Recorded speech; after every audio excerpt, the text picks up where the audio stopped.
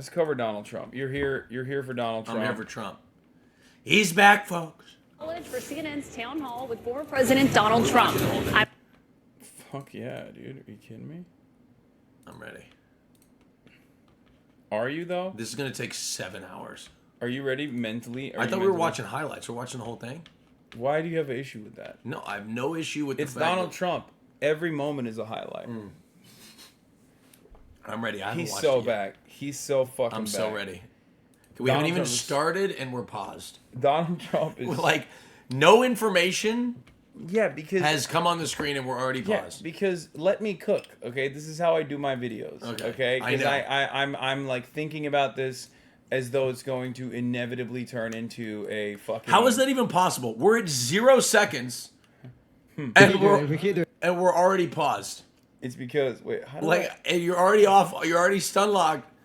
No, I gotta... I've heard them speak and we couldn't even get through a full second before it was paused. You're dropping shit. Is my phone. Wait, why can't I... You are locked and stunned. I'm trying to do something on the side here. Why can't I... He's trying to run a commercial ad break. No, I'm not. I'm not trying to do that. Oh, here. Wait, no, it's not here.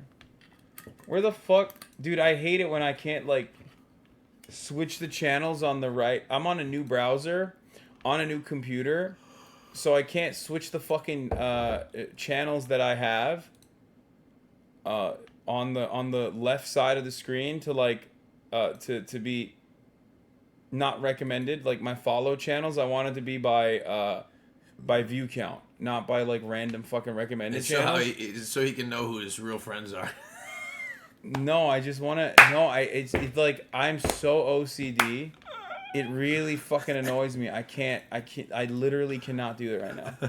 Fuck. It pisses me off so much. How do you do it? Why isn't it happening? There it is. There it is. It's in order. Oh, that's... I had to make it larger. Sort options. There it is. Fucking hate that. No, I don't want the recommended for you, man. It just shows like random fucking channels. And it triggers the shit. Dude, it triggers the shit out of my, like... I don't know what it is. I don't know if it's like... It's not OCD or anything. But I literally cannot stand it. Like, I want to be able to scroll and see, like, all the channels that I follow. All right. I hate it. All right. I am ready to watch the greatest president in American history. Dude. Like, the best even president. better than the only president maybe not as good, that he's not as good as, is Abraham Lincoln. Fuck! The great Abraham Lincoln. It fucking happened again, dude. This shit is so janky, brother. Every time I come up with a conservative talking point, the camera fucking dies. Oh, there, oh, you had it for a second. There it is. You need some tape or something? I just need to, like, never touch it. Oh, I'm so annoyed. Okay. Dude, we should go ghost hunting. You and me. I'm down. I would You shit and me. my Dude, pants. I'm so scared of shit like that. We need to go ghost hunting. That'd be amazing. I'm down. All right, let's get started. What I was going to say is this is very controversial because CNN done did it again. They did it for us. Yeah. They want Donald Trump to be president, okay? And, you know, it's content. Liberals For can, CNN's town. What? liberals can never... I'm learning about... Because I am a liberal. I am learning that liberals can never win in these situations. Every time CNN's like, we're going to get him. We're going to bring him on CNN. No, We're going to get him. I think they know. They know what they're doing. Okay. I think they know what they're doing. I think All right. CNN's like, no, Trump is content. We want the ratings. We want him to be president again. Town hall with former President Donald Trump. I'm Caitlin Collins. Tonight, President Trump is here as he embarks on a campaign unlike any other in the history of U.S. presidential elections. He's the first former president in more than a century to seek a return to the White House, and he is currently leading the Republican field while also facing multiple criminal investigations and an indictment. Just yesterday, he was found liable for sexual abuse and defamation. No questions are off the table, and we agreed to no conditions. I know. It's because I don't have a noise gate. She's ready. It's because I don't have a noise gate, okay? There's nothing I can do. Marsh So- looks like he's... So please stop Dead. reading the fucking annoying comments, okay? The sound is all fucky, echoey, double audio. I know. It's because I don't have a fucking noise gate. I have a USB mic, okay? Shut the fuck up. You're going to hear a little bit of it. We're here to get voters the answers that they deserve. Our audience is made up of Republicans and undeclared voters who plan to take part in New Hampshire's Republican primary. They'll get the chance to question the former president directly. These voters and the issues that they care about the most will help decide if former President Trump will get a second chance to take on President Joe Biden. Please welcome the frontrunner for the Republican nomination, former President Donald Trump.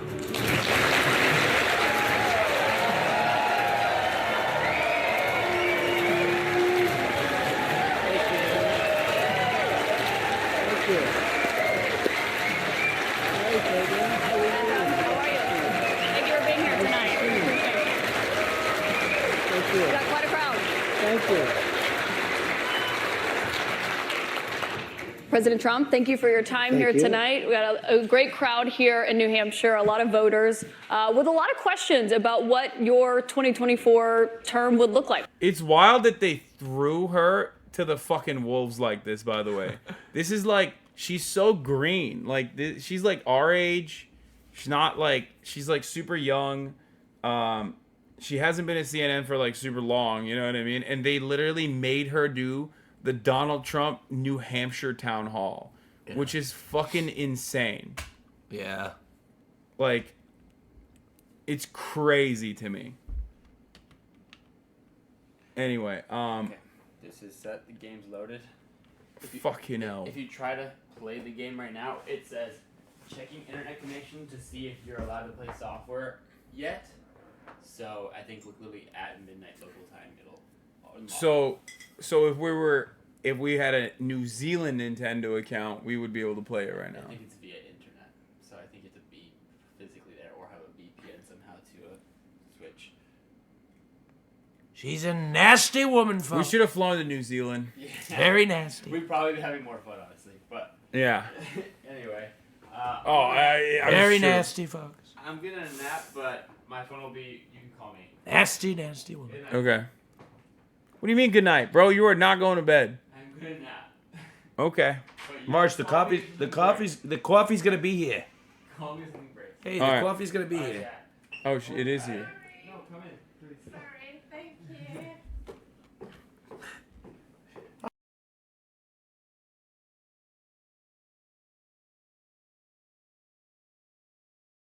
What another Trump term would look like. We'll get to the voters shortly, but your polls show that you are dominating the Republican race right now, but you are also under active federal investigation for trying to overturn the 20.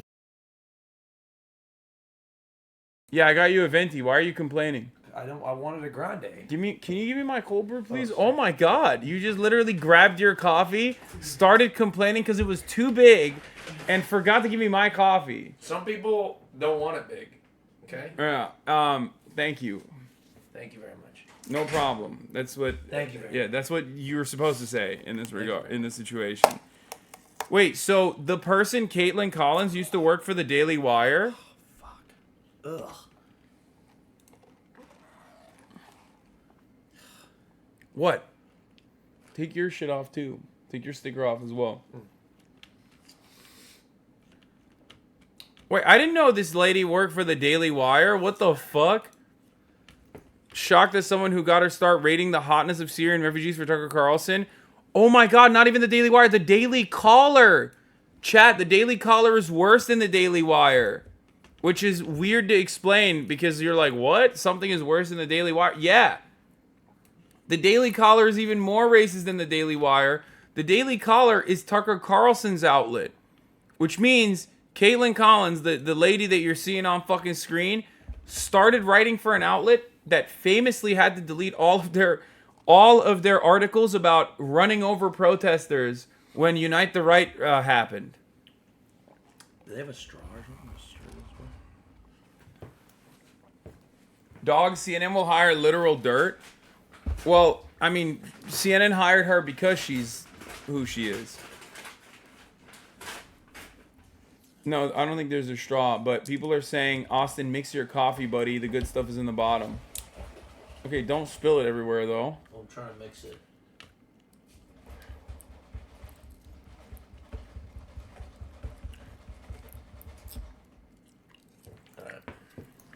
All right, I'm ready. Caitlyn criticized Obama's daughter wearing skirts. Wait, what the fuck? This is Caitlyn Collins, who some people are defending for some reason. She got her start working for Tucker Carlson's Daily Caller, writing an article such as, "The internet wonders, are the Obama girls' skirts too short?" I mean, it was 2015. Bro, this chick is a fucking media demon. No wonder she got it at such an early age. This happens every 5 years. Fox News moves slightly left to avoid criticism, and CNN moves right to make up for it.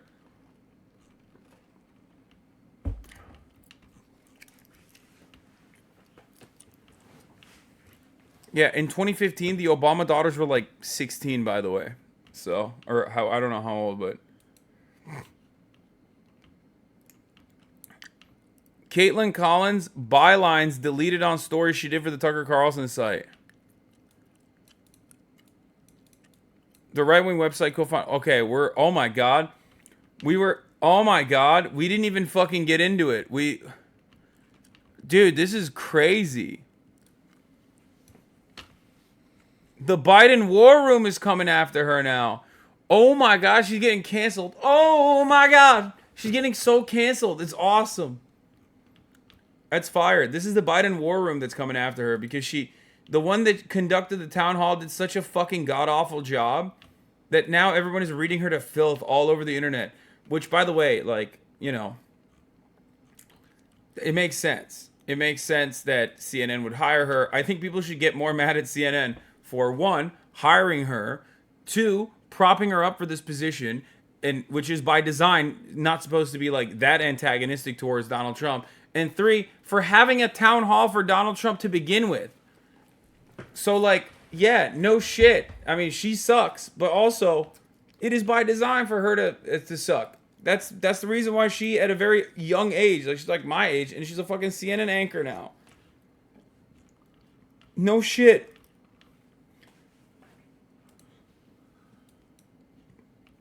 I mean, before we get to this, let's watch a little bit of this, I think. About what your 2024 term would look like, what another Trump term would look like. We'll get to the Well, voters we're gonna add jobs shortly, but your polls show that you are dominating the Republican race right now, but you are also under active federal investigation for trying to overturn the 2020 election results. Your first term ended with a deadly riot at the Capitol, and you still have not publicly acknowledged the 2020 election results. Why should Americans put you back in the White House? Because we did fantastically. We got 12 million more votes than we had in, as you know, in 2016. I actually say we did far better in that election. Got the most that anybody's ever gotten as a sitting president of the United States. I think that when you look at that result and when you look at what happened during that election, unless you're a very stupid person, you see what happens. A lot of the people. Dude, they lost. stacked the fucking room with his supporters, dude. They're laughing at him. Oh my god, this is so good. At this point, you know already that I take a very nihilistic approach to this sort of thing because I don't expect anything good from the media. Obviously, it's been a long time since I've given up on the media being like actually contentious. Oh my god, dude. People in this audience, and maybe a couple that don't, but most people understand what happened. That was a rigged election, and it's a shame that we had to go through it. It's very bad for our country. All over the world, they looked at it, and they saw exactly what everyone else saw. You look, even if you just look recently with the 51 intelligence agents, that made a 16-point difference. If you look at the FBI, if you look at the FBI and Twitter, they call it Twitter files, made a big difference. If you look at Mr. President, back to what you just said there, though, it was not a rigged election. It was not a stolen election. You and your supporters lost more than 60 court cases on the election. It's been nearly 2.5 years. Can you publicly acknowledge that you did lose the 2020 election? Let me just go on. If you look at True the Vote, they found millions of votes on camera, on government cameras, where they were stuffing ballot boxes. So with all of that, I think it's a shame that what happened. I think it's a very sad thing for our country. I think it's a very sad thing, frankly, for the world, because if you look at what's gone to our country has gone to hell. Our borders are bad. Our military has been bad. You look at the taxes.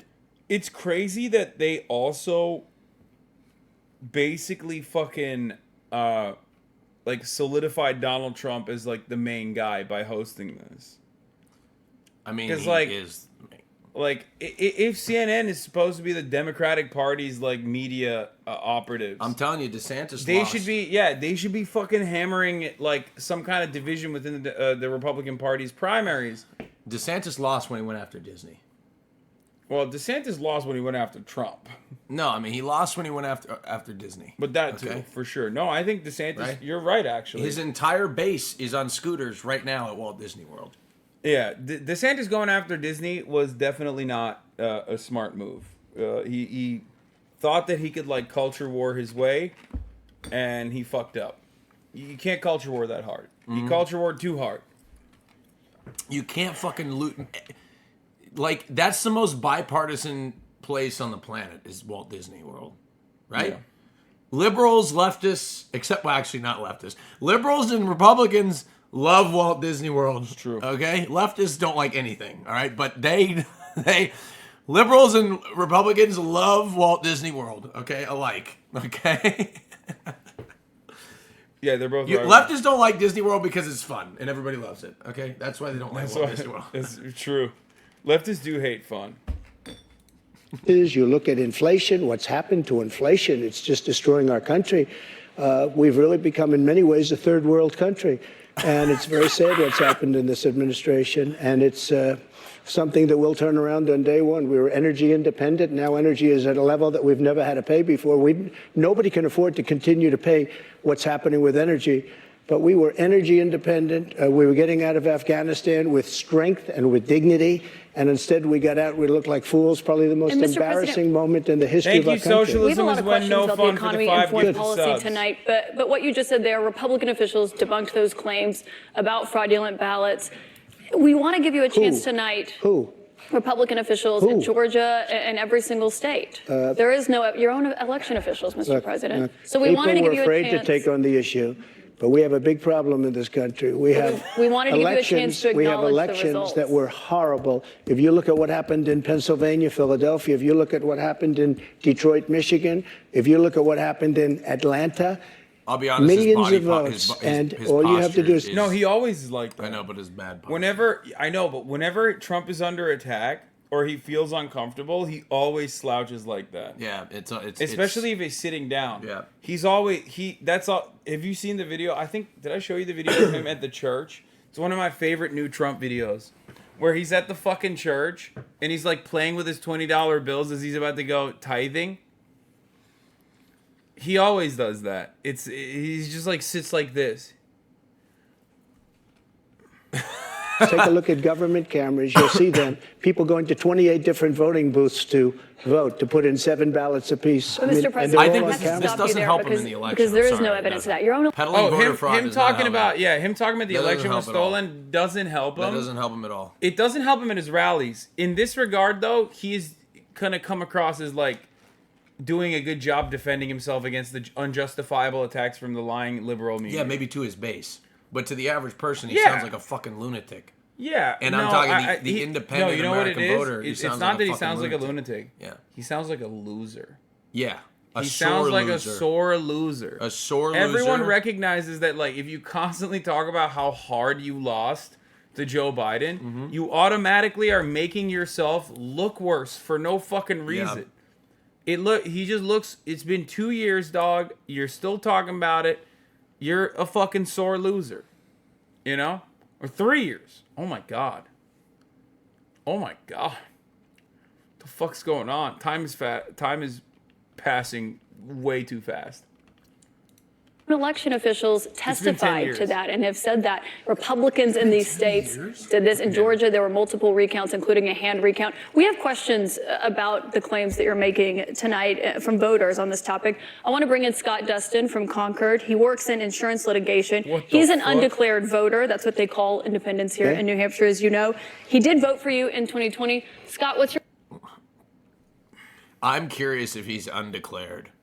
Thank you, Mr. No, Trump. they're New Hampshire. That's why. Oh, yeah. New Hampshire and Iowa are like this. They love behaving like people give a shit about them. It's like my dad's an independent voter and he's voted Democrat for the last 40 years. Yeah, you know what I mean? it's like you. It's like you claiming that you're an No, I independent voter. re-registered to the Democratic Party. You're such a pussy. You couldn't even hold out. No, I couldn't hold out. I re-registered. Yeah, he does. I switched to the independent party I lost faith and then I re-registered. Yeah, New Hampshire is like very libertarian. They want to be like Florida, but they're in the north, so they can't be too Florida. But it's one of those places.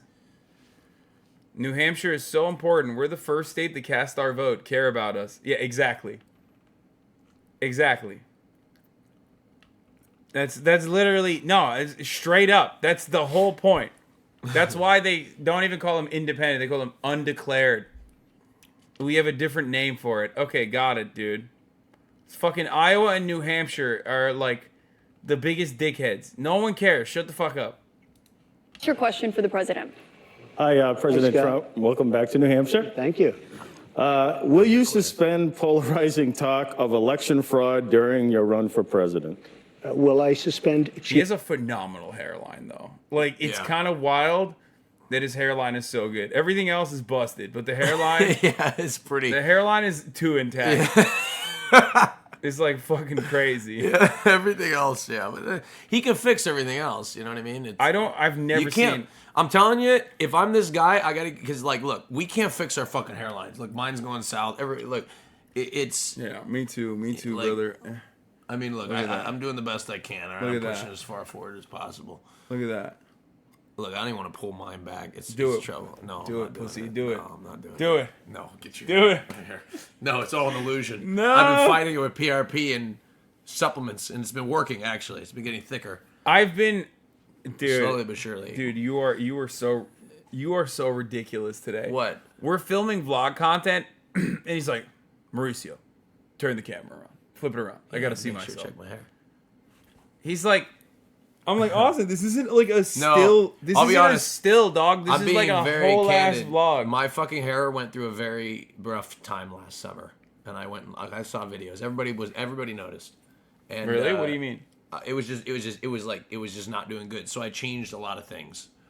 I went Everybody and started noticed. getting Like injections. no one noticed. I went and got injections. You know, you guys just don't notice, right? It's kind of like. What do you mean? These are the guys who would notice if they did. They didn't. Nobody noticed. Everybody noticed. No one noticed, Austin. Everybody noticed. If you look back at you the saw reviews, one hater who was like, "Oh, dude, you look at the YouTube comments on the next show." What do you call it? Fucking. I'm gonna look for this comment on the next podcast that I'm on. Austin's hair went through a really rough period last summer, but after all of his interventions, it's clearly. Why would anybody know what kind of interventions you've been through? Because I talk about them open and candidly. You're so brave, dude. Yeah. I'm proud of you, man. Thank you for your candid way of talking about. Guy on the left, what? What? Scroll up. I can't. Okay. What? What? Do you see it? No. Guy on the left drank from the fountain of incest. Is that me? Yeah. Well, you are. Oh no, he's talking about this guy. Oh. I was like, I'm on the left too, you son of a bitch. Yeah, you were about to get him banned. Yeah, I was like, wait a second. But, it is factually accurate to say it about this guy. What, that I'm incestual? Excuse me, No, what? this Will you suspend polarizing talk of election fraud No, I think he's- during your I run think he's a for liberal. president? Yeah, unless I see election fraud. If I see election fraud, I think I have an obligation to say it. And you know what we went through a short while ago has I really would- put I our would country talk in a back big to him. problem. What are you gonna do, get I hope kicked out of a to fucking do that. town hall? I hope we're going to have very honest elections. Oh, no. We should have voter ID. We should have one-day elections. We should have paper ballots instead of these mail-in votes. But the answer is yes, and I hope that it's going to be very straight up, because if it's going to be straight up, we're going to win the election.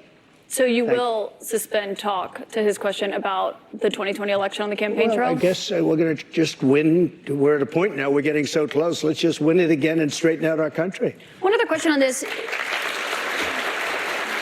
Oh my God. Look how happy they are, dude. Oh my God. Dude, CNN literally was just like, can we just, Mr. Trump, please take your cock out. We will suck it. Take your cock out. Oh, look at that. We're gonna fucking double hand it, dude. We're gonna put one finger in the butthole while we're fucking massaging your ball sack. You know? Oh my lord, dude. Oh my lord. What a fucking dude. This is incredible.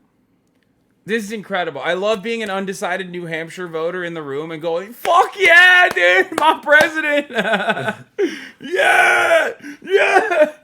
To be fair, if I was in that room, I would react the same. Oh, I know. You would totally. I would be going crazy. I'm like, yeah! You would have your MAGA hat on. Yeah, I'd have the MAGA hat on. I'd be fucking flipping off who I think is a liberal. The thing is, if you were at a Trump rally, you would be like excited to meet him and getting a picture with him and shaking his hand and taking a selfie. Oh yeah. You would be so into it. Yeah, 100%. I dude, yeah. And you know what? You know what? I respect it because why waste the fucking energy arguing and saying what everybody's always said?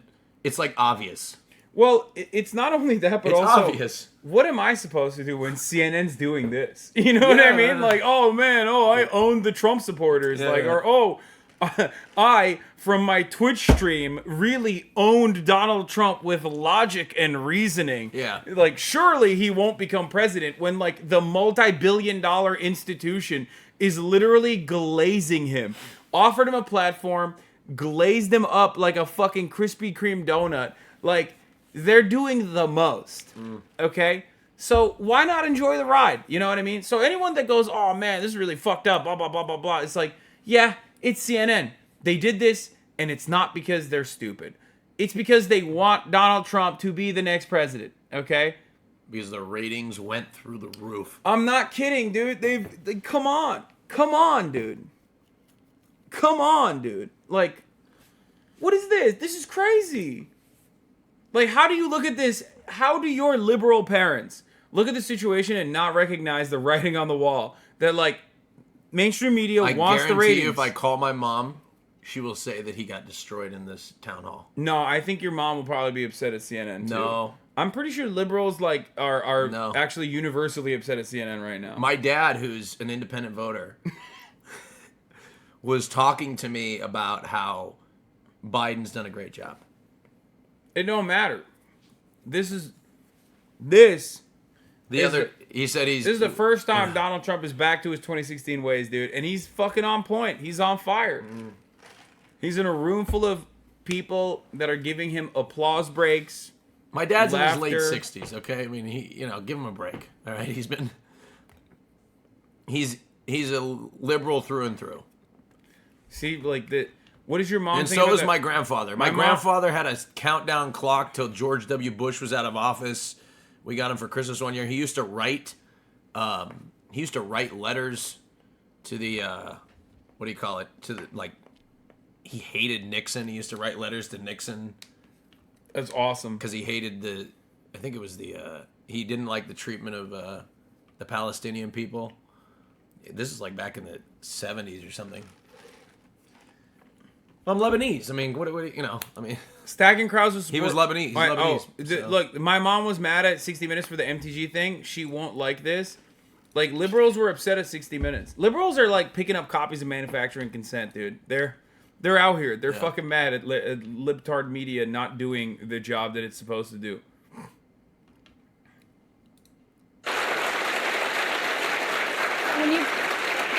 When you've talked about the 2020 election results in the past, you once suggested terminating the Constitution. Do you stand by those comments? No.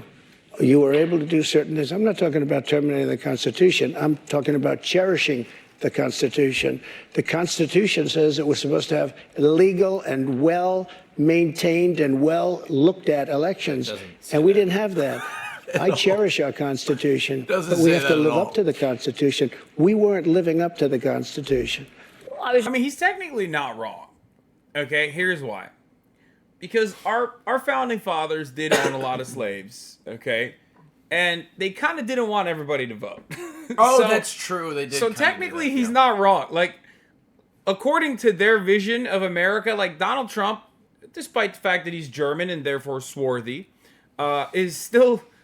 like, his understanding of like what elections should look like, i.e., benefit the side that wants to maintain the racial imbalance that existed even back in those days is closer to the Founding Fathers' understanding of how the government should run. But I mean, look at the Senate. Look no further than the Senate to recognize that there is a genuine imbalance built into the entire thing. let me tell you about the Constitution. Tell us about the Constitution. What do you say? It. Say the line. This is an old school Austin trope.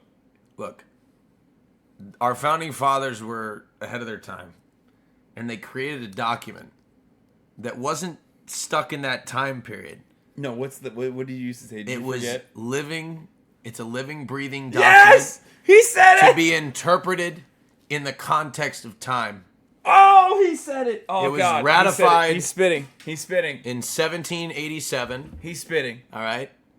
And our forefathers understood that maybe 200 years later, we would have different problems that had to be dealt with differently than things were in 1787. God, you are such a liberal. And therefore, we have the ability to amend this Constitution. damn, dude, damn straight. Similarly, what we've done through time, right? Hell yeah. Why it doesn't make any sense that we interpret the right to bear arms, any sort of process to Okay, you're- regulate the gun industry. You're moving away to the other issues now. Well, I'm setting up my platform because I'm running for president. Okay. Other issues like gun ownership are regulated. Anytime they're regulated, they say it infringes upon the rights of Americans, which is just blatantly untrue. I mean, you know what? We'll get into that. I'm gonna have a town hall at CNN, and we'll get into that. But for now, I don't want to really burden anybody with what I'm talking about. Trump's time now. Just say there's no evidence of that election fraud. You did once You're tweet. supposed to say that, but I I'm gotta glad pee. you say that. But look, That's that the was a truth, Mr. horrible President. election.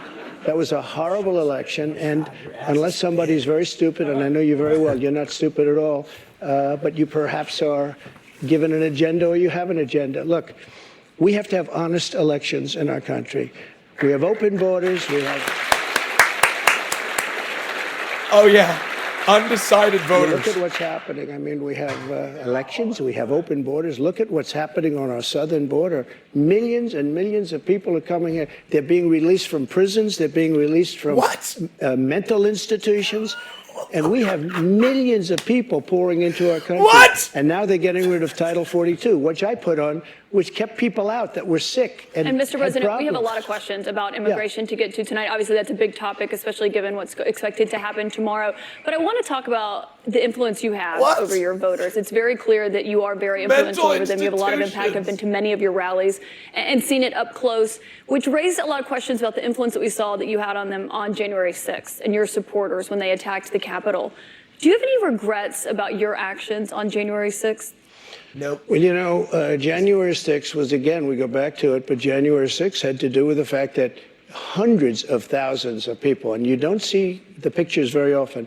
A lot of the people here probably were there. He can't help himself but be proud of the crowd that was there. How big the crowd was. January 6th, it was the largest crowd I've ever He can't help spoken it. to. That was prior to the walk down to He can't help the it. He Capitol can't help building. himself. I don't think, and I've spoken to hundreds of thousands of people. I've never spoken to a crowd as large as this. He can't help And that it. was because they thought the election was rigged. And they were there proud. They were there with love in their heart. That was an unbelievable, and it was a beautiful day. Oh my And God! what I was asked to do, I wasn't involved in it very Oh my much. God! I was asked to come in. Would I make a speech? I made a speech. I said, walk peacefully and patriotically, you know, many different things. In fact, I brought a list of things. I don't want to bore the audience, but we can go sentence after sentence Dude. after sentence. We're gonna get kicked out. Sorry. He called January 6th I a know, beautiful I'm day. Listening. I can hear it. All right. I can hear Things you I said fucking and things I yelling put out. like a hyena too. One of the big problems was that Nancy Pelosi, Crazy Nancy as I affectionately call her, Crazy Nancy Pelosi and the mayor of Washington were in charge, as you know, of security. And they They're did not in not do charge of their the job. National Guard. You're in charge of the They National are in Guard. well, I offered them National Guard. I said, we'll give you soldiers, we'll give you National Guard, we'll give you whatever you want. This is my favorite Trump argument, I think, or one of my favorite. There's so many good ones, because it implies that Nancy Pelosi is responsible for the unrest. Yeah. That what also he simultaneously considers to be very peaceful. Yeah. You know what I mean? It's like, I don't understand it. Like, on the one hand, you started off by saying it was the largest crowd of peaceful Americans who love the United States of America. And then you immediately switch it around and say, and Nancy Pelosi is responsible for the unrest because she didn't want the National Guard. She didn't want the National Guard to be there. To do what? To stop the unrest? Is that what you're saying? And also, he was the fucking president of the United States. Yeah, I know. At the time. Which, yeah, right? Didn't yeah. he have the authority to call in override the Speaker of the House? I don't know the exact intricacies of it, but it doesn't matter because he was the president. I'm more focused on the fact that, like, yeah, as someone said, it's like the Schrodinger's riot, where it wasn't a riot, but it was also a riot. But if it was a riot, it was because of Nancy Pelosi. Like, it doesn't make sense. He said Pelosi created a beautiful day. It's a compliment. True. It was a beautiful day, January 6th. Thankfully, Nancy Pelosi didn't want the National Guard there because it was a beautiful day and it was not a riot.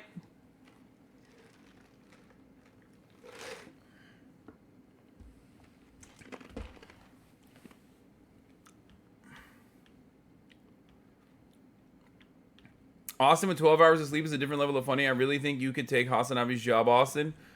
I mean, fucking, There's can no try. fucking way. He can try, dude. There's no fucking way. Nobody wants this job. I don't think people realize that. Like, no fucking way. I can take it for like maybe 2 hours at a time. You need to be severely mentally ill to do this all day, every day. I'm gonna pass hard. Yeah, people. I will run for president though. Which is kind of like this then. So I'll run for president. As the first capitalist socialist. How does that work? Well, I'm a socialist. Depends on who I'm talking to, right? So if you're a leftist, I'm socialist. If you're a capitalist, I'm a capitalist. It's like I'm kind of like a chameleon. You know what I mean? It just depends on who I'm speaking to. And they turned me down. And in fact, she turned me down. She turned me down in writing. They turned me down. But your acting defense secretary, Chris Miller, at the time, he says you never gave a formal order to deploy the National Guard. But when it came to that day, just the opposite. Chris Miller wrote a book, and he's a fantastic guy, and he was ready to go.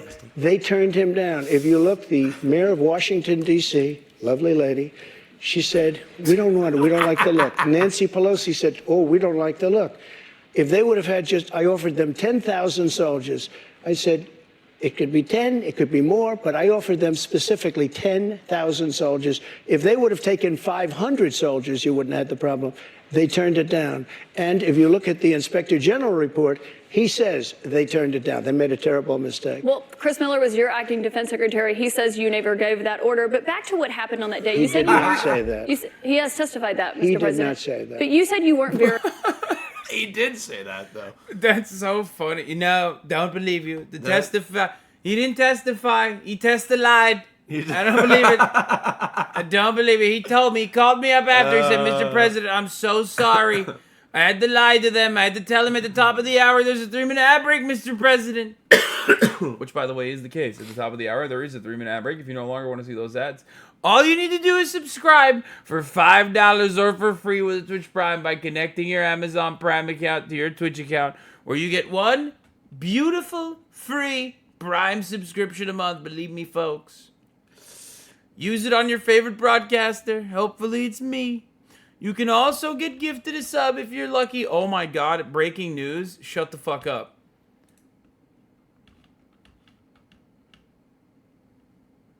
Oh my God. Holy shit. Oh my God. Elon Musk is stepping down from Twitter. What the fuck is happening, dude? What is happening? 3-minute ad break now is coming, by the way. He's stepping down as the CEO of Twitter. Yeah. Smoking on that Elon pack. So now, like, he can't. I mean, he'll still oversee it. He's definitely an awful micromanager. You know what I mean? Bismillahirrahmanirrahim. I don't know. I mean, he edited it. Maybe he'll edit it again. Anyway, here's a 3-minute ad break now.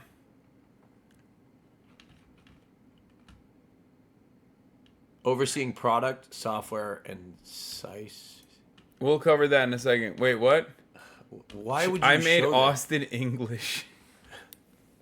It made you British, bro. What you mean? You look like you'd be in The Only Way is Essex. You Like a fucking UK you dating. added like 100 pounds to my lower face. No, he just gave you a fucking fat jaw, dude. Oh. It's hot. You look hot. Yeah. They think I can pick up birds looking like that. Yeah, look at this fucking ping bird. Look at this I can fucking pick up- ping bird. I can Yeah. pick up birds. You looking fucking sexy. Yeah. Yeah, I'll give you a fucking meat shanking. Yeah. Anyway, all right. Is the new CEO the redheaded libertarian? Oh my god, that'd be so funny. Elon Musk is so fucking horny. He made the redheaded libertarian the CEO. Okay, let's get back to Donald Trump. We'll cover that in a little bit. Very involved that day. You did tell your supporters to come to Washington. You tweeted about it, about Sure, that of speech course. that happened on the rally. Am I allowed when to they, say that? When they went to the Capitol and they were breaking into the Capitol, smashing windows, injuring police officers, why did it take you 3 hours to tell them to go home? I don't believe it did. Oh, let me pull it out. I have to pull it out.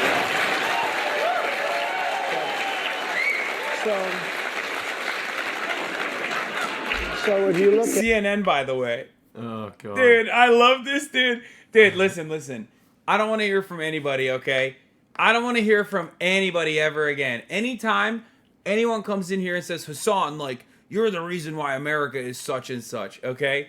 No, motherfucker. That's CNN, dog. That's their shit, okay? What if the only reason he agreed to do the town hall is if he could put his supporters in the audience? I mean, you don't have to do the town hall then. You can just do, nah, we're not going to cover this town hall. We're not going to give you a town hall.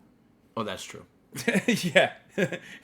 No, they did it because they're hungry. They're horny for ratings, and they, more importantly than that, want Donald Trump to be president. There's no doubt in my mind. There's zero doubt in my mind that CNN abso-fucking-lutely knows what Donald Trump is, knows what kind of a fucking media demon he is, and they absolutely want Donald Trump to be president. They want it. They want it to happen. 1,000,000%. Dude, I can't believe there's a fucking election next year. Yeah, I know. Jesus Christ. It's starting. The primaries are like upon us. You know what I mean? Dude, the primaries are upon us. Wow, not only is CNN's ratings about to go through the roof, HasanAbi's ratings are about to go through the ceiling. Yeah, this is when everyone acts like they give a shit about politics. Well, it's an incumbent, so it's a little different. I'm ready for the fucking debates. Are you kidding me? Remember? Am I gonna be on your debate covering squad again? Or No. have I been eliminated? Sorry. Really? Yeah, I hired a new gay, Oh, really? George Santos. Okay. Yeah. Okay. Okay. He's our new gay instead. Okay. I see. Whatever. I like that you're like kind of bitter. Like Yeah. it's very clearly a joke, but you still are I mean, Hasan. a little upset. Yeah. Whatever. I'll be fine. I'll be fine. Okay. at, on January 5th, the day before, I said, please support our Capitol Police and law enforcement. They are truly on the side of our country. Stay peaceful. Stay peaceful. This was the day before, and this was in the form of Twitter. Now I use Truth, Truth Social. I think it's false In the form of this was in the form of Twitter. area. Okay. I hope everybody's on. I hope everybody's on Truth. If you look, okay. And this where is was it? in the form of Twitter. Now I use Truth, Truth Social. I think it's far superior. Okay. I hope everybody's on. I hope everybody's on Truth.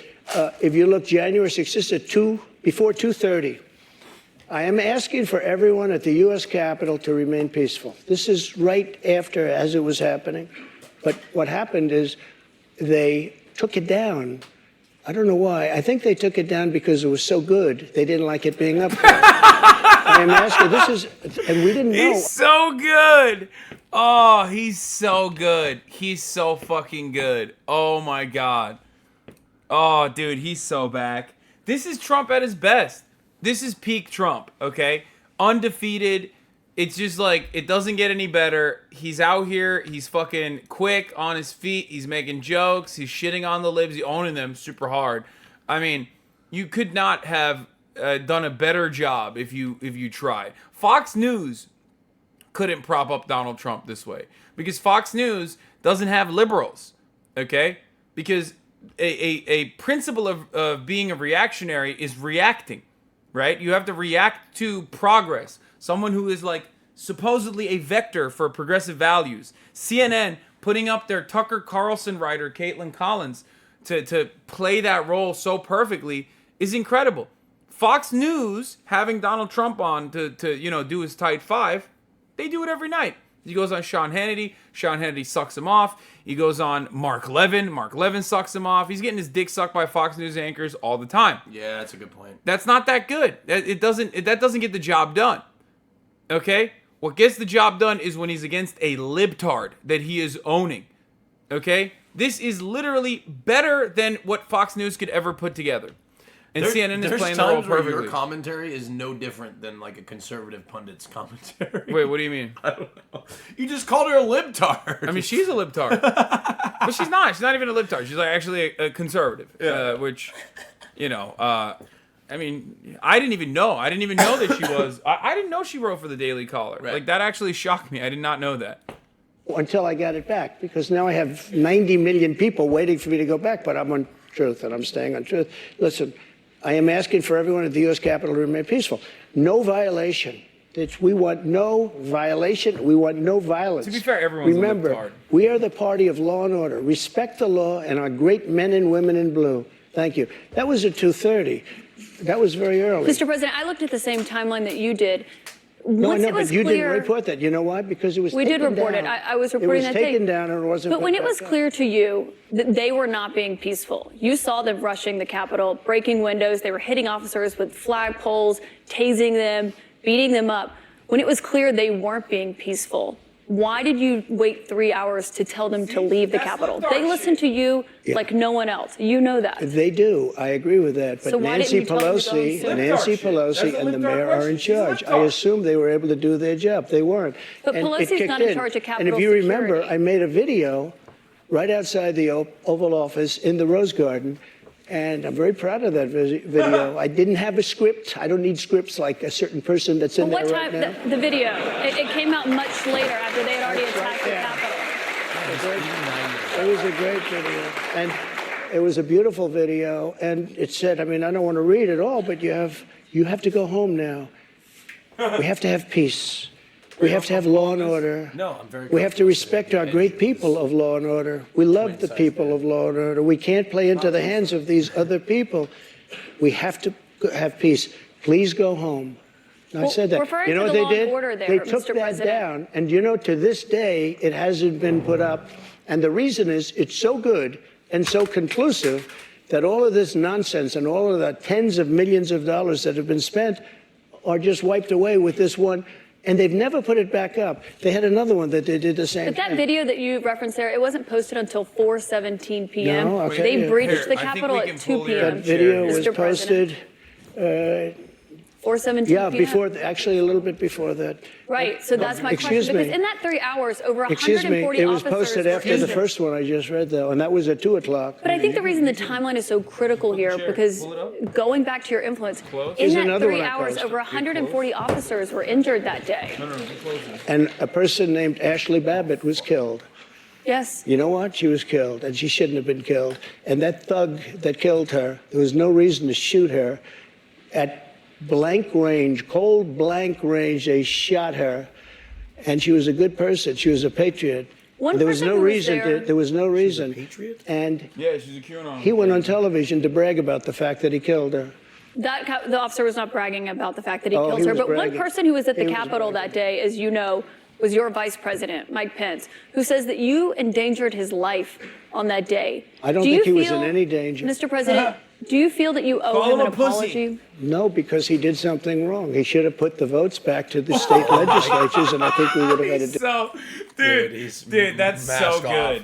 That's so good. He's like, no, he deserves it. He deserves it. He deserves the death threats. He should have done it. He should have stopped the process. He should have stopped the steal. This is signature Trump in great content, but I also don't think it bodes well for him.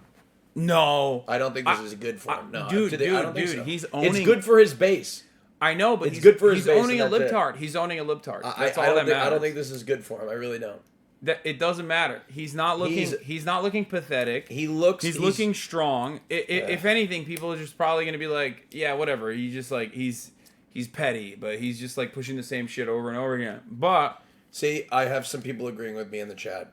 okay, well, I guess I'm wrong then. Yeah, you're absolutely wrong. I've never disagreed. This is with not. Look again to the and look. I called the last election. I'm going to call it again.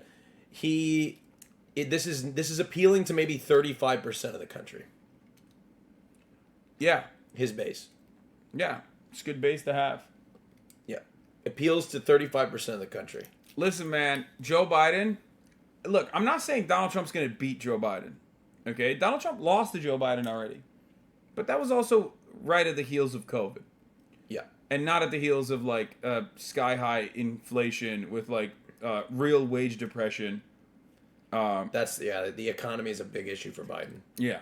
So, there's a lot of factors that are hurting Joseph Robinette Biden right now. But also, one thing I will say is by all metrics, the Democrats should have been absolutely slaughtered in the midterm elections. But It's true. But for some reason, an act of God, all the preconceived notions of what should happen based on statistics and what we understand should happen based on what's happening with the economy seem to be the things seem to be different now. I'm gonna be honest. I don't think it was an act of God, What do you think it was? brother. I think it was It was a rejection of MAGA Republicans. them constantly talking about like one, the election being stolen, Yeah. and going crazy mode over it. Yeah. And two, like they're like satanic, pedophile hunters Monroe. who are constantly talking about, Roe v. Wade. children's genitals and Roe v. Wade. Roe v. Wade being the biggest one, of course. Yep. Ironic because Donald Trump, if it was up to him, he would have tried to stop Roe v. Wade from getting eviscerated in the Supreme Court. Like, he's fine putting the Supreme Court justices in that position, but if you were to ask him, Donald Trump, dead ass, straight up, do you think the Supreme Court justices should, like, destroy Roe v. Wade? Like, in a private setting, obviously not in public. He would probably be like, what the fuck are you guys doing? Of course not. Because it's always way better to dangle it in front of the evangelical base as a carrot, not to actually give them that. Because he knows how to read the room.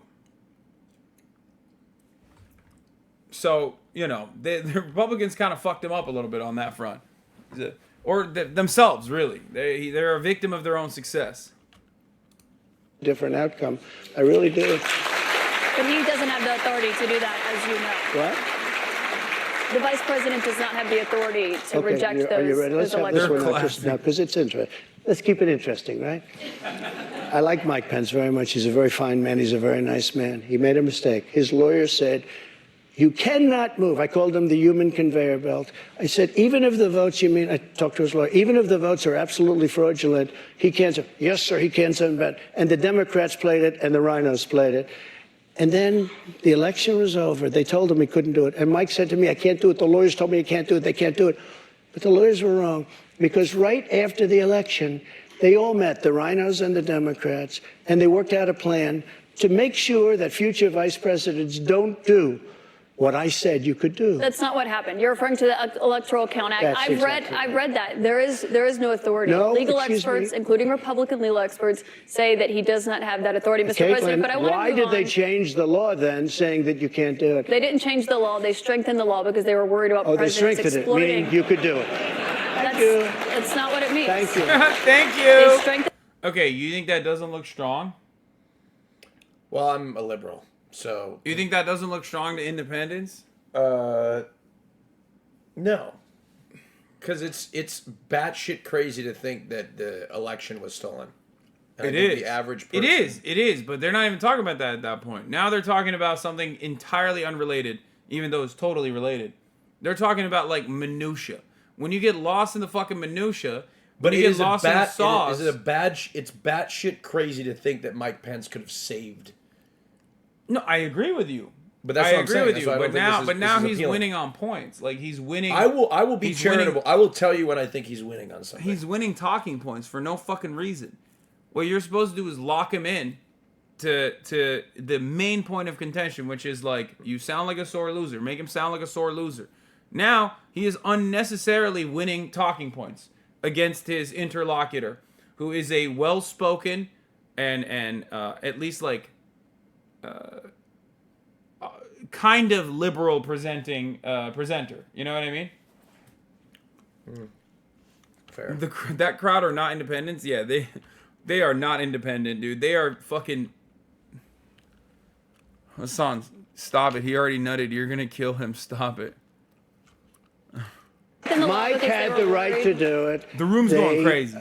Convinced him he didn't, and it was a horrible thing for our country. If you would have sent those votes back to Georgia, Pennsylvania, and other states, Wisconsin, which if you look at Wisconsin, they virtually admitted now that the election was rigged. If They you have would have not sent admitted those that, votes Mr. back to President. many of those states, they would not come back in the affirmative. And remember what I said, and you just said it pretty much. You admitted what I said was right. I They did said he not. didn't have the right to do it, and he did have the right to do it, and that's why they changed the law, taking that right away. I should note that your campaign paid for a recount that happened in Wisconsin. It actually had more votes for President Biden by the end of it. But I want to move on to Wayne Byer. He's a retired attorney from By the North way, Conway. so many love that. illegal You are votes lived were up. That was cast a in good one. Wisconsin, and if you look in Milwaukee, Wisconsin, they had so many illegal votes, they didn't even know what to do with them. You're absolutely wrong. Mr. about President, that. there weren't any private votes in Wisconsin. I do want to get to the audience, though. We have questions for you from the audience. Wayne Byer is a retired attorney from North Conway. He has previously served in Republican administrations. He volunteered for the Republican Party in the 2022 midterms. He voted for you in 2020. What's your question for the president, Wayne? Thank you for coming, Mr. President. Thank you, Wayne. My Bro, question. they can't find people in New Hampshire that haven't voted for Donald Trump. Did he just say my president? Yeah, he did. Instead of My my- president. I mean, my question. To you is, will you pardon the January 6 rioters who were convicted of federal offenses? I am inclined to pardon many of them.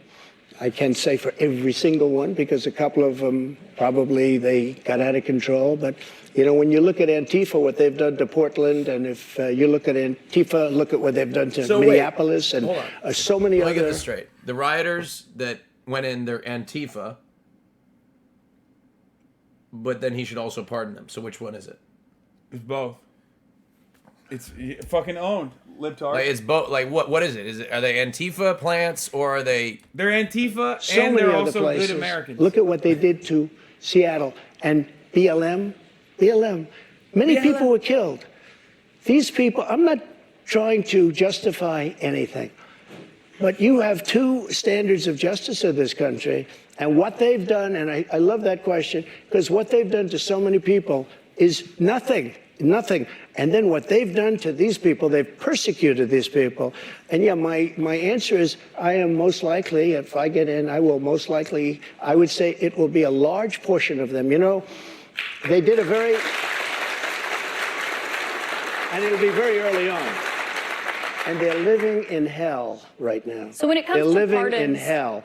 And they're policemen, and they're firemen, and they're soldiers, and they're carpenters and electricians, and they're great people. Many of them are just great people. Mr. President, one of the boy, people I who don't was think that helps convicted him, man. was I a really former don't. policeman, but he was convicted I of don't attacking think a that police helps him, officer. I should Hassan. know. I really But when you don't. said you are considering pardoning a large portion of those charged with crimes on January 6th, does that include the 4 Proud Boys members who were charged and convicted of seditious conspiracy? I don't know. I'd have to look at their case, but I will say in Washington, D.C., you cannot get a fair trial. You cannot. Just like in New York City, you can't get a fair trial either.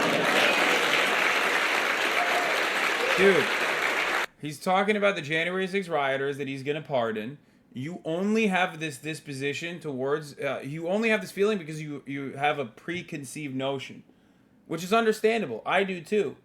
He's like, oh yeah, I'm going to pardon them. They are unjustifiably in jail. But even to an independent, if they look at like, the BLM riots, which, the media definitely fucking hammered on a similar narrative to Donald Trump, making it seem like, especially local media, made it seem like riots were out of control. They were everywhere. They were left. They were right.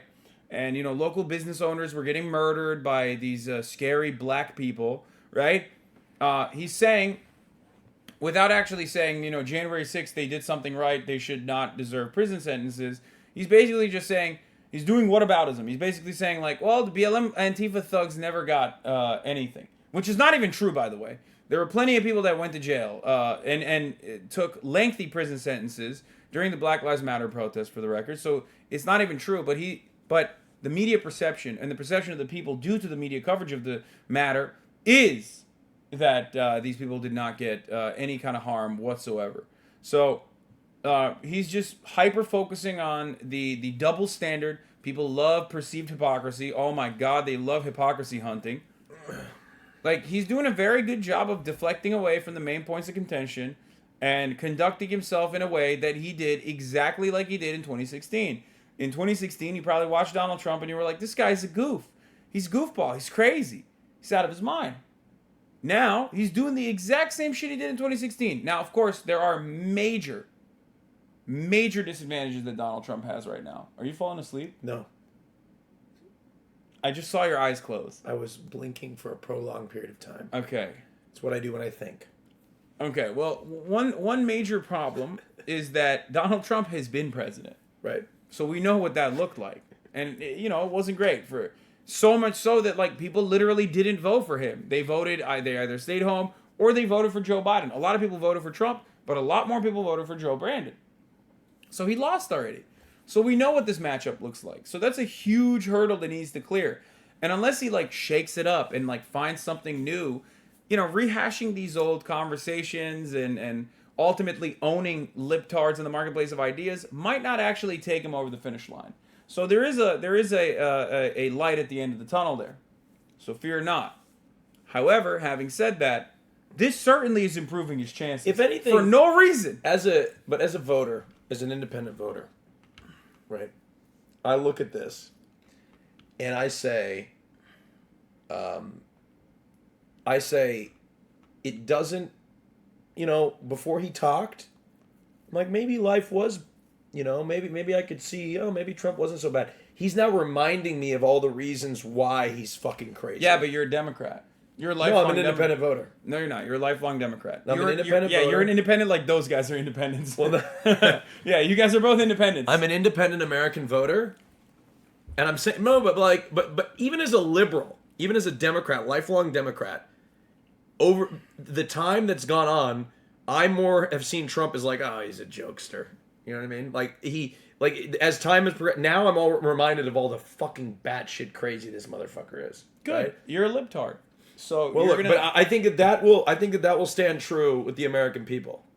I think ultimately, like not that I know he's batshit crazy. I know he's fucking terrible, but I think you just kind of get reminded of how crazy, like, you can't remember how there was just like a fucking like so much crazy shit that happened during his administration. Yeah, and this reminds me of all that crazy shit. Yeah. Right. Yeah, but that excites his base. How he wins is. That excites his base in the same way that it frustrates you, right? However, the real point here is, will it actually move the needle for him in a significant way with independent voters, which tended to favor the Democratic Party in the midterm elections? Okay? At a time when the economy was worse than it is now, because inflation has cooled down a little bit, will we have that soft landing? It may be. You know what I mean? It's just entirely dependent on what happens to the economy in the next... in the upcoming year and a half. But having said that, Donald Trump has a lot of negatives now working against him. He is very much a part of the system. So it's a little bit harder for him to, as a former president, make himself seem like the independent candidate that came out of nowhere. That you should, fighting against the establishment. Draining the swamp. He became the swamp. He became what he was fighting against, and he is the establishment. Yeah. And he was like the underdog, the outsider. He's no longer the outsider anymore, which is what he struggled with in 2020. Yeah. But people were willing to give him people were willing to bet on him, especially against Hillary Clinton, who is the face of this rigid establishment. I right? actually think Hillary Clinton would have a better shot the second time. Oh my God! Don't put that out. Don't put that out there. Do not put that out there, Austin. She will hear this and she will run. Look. All I'm saying is. Oh my God! Oh no, we're so fucking cooked. No, all I'm saying is. We're done, boys. It's over. It's over. Look, all I'm saying Trump is the next president. No. Hillary Clinton runs right now. Trump is the next president. I 100% Joe guarantee. Biden is a carcass. Joe Biden is still, as a carcass, better than Hillary Clinton. Joe Biden was a carcass last time he ran, and he beat Donald Trump. I know, but who didn't beat Donald Trump? You know who didn't beat Donald Trump? Hillary Rodham Clinton. I don't know how to say this, but he's somehow less lifeless than he was a few years ago. And I didn't know how that was possible. That's not even true. He was way worse on the campaign. They're going to have to give him cocaine before the debates. Dude, no shot. They're going to have to pump him. They're going to have to concoct something that will keep his, I don't know what's going to happen, man. I don't know. I don't know. He just needs to not campaign. Bro, Biden is the incumbent. The incumbent advantage is gigantic. Speaking of New York, I want to ask you about a significant verdict that was reached yesterday. I know this is something you want to weigh in on as well. A Manhattan jury found that you sexually abused the writer E. Jean Carroll and defamed her. You've denied... Oh, this is the best part that's incoming right now. I've seen it. He goes off for 2.5 minutes here, and it's just fucking insane. But what do you say to voters who say it disqualifies you from being president? Well, there aren't too many of them because my poll numbers just came out. They went up. Okay. Ooh, that's a great response. God, he's such a piece of shit. I'm the only person in history who had a charge like that. And usually you leave office, you say, I'm sorry, but I'm going back home. I'm back home to my family and everything. I'm going to be resigned. My poll numbers went up, and they went up with the other fake charge, too. Because what's happening is they're doing this for election interference. This woman, I don't know her. I never met her. I have no idea who she is. I had a picture taken years ago with her and her husband, nice guy, John Johnson. He was a newscaster, very nice man. She called him an ape. Happens to be African American. Called him an ape. The judge wouldn't allow us to put that in. Her dog or her cat was named Vagina. The judge wouldn't allow to put that in. All of these things, but with her, they can put in anything. Access, this Hollywood. This was a jury of 9 people who found you liable of sexual abuse. Do you think that will deter women from voting for you? No, I don't think so, because I think Her cat's name is Vagina. Why? What does that have to do with the case? He's trying to say the judge wasn't impartial. Okay? But, I don't even know what, how does that prove that the judge was impartial? I mean, the judge was partial, sorry. Vagina. Why is that relevant to the court case at all?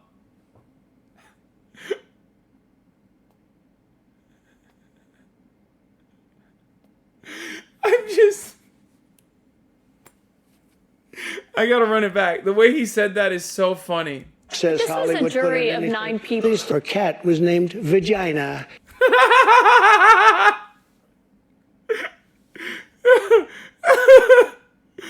Her cat was named Vagina. What? Why? The judge wouldn't allow to put that in.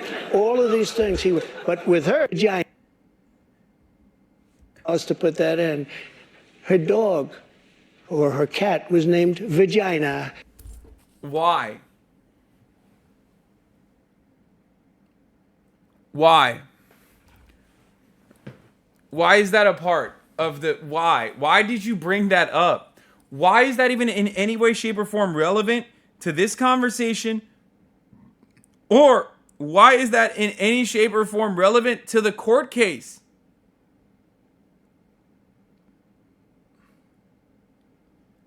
It makes no sense.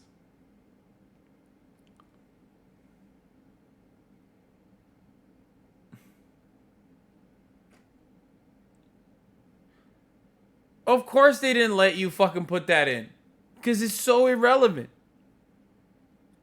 I don't know. Maybe I'm crazy.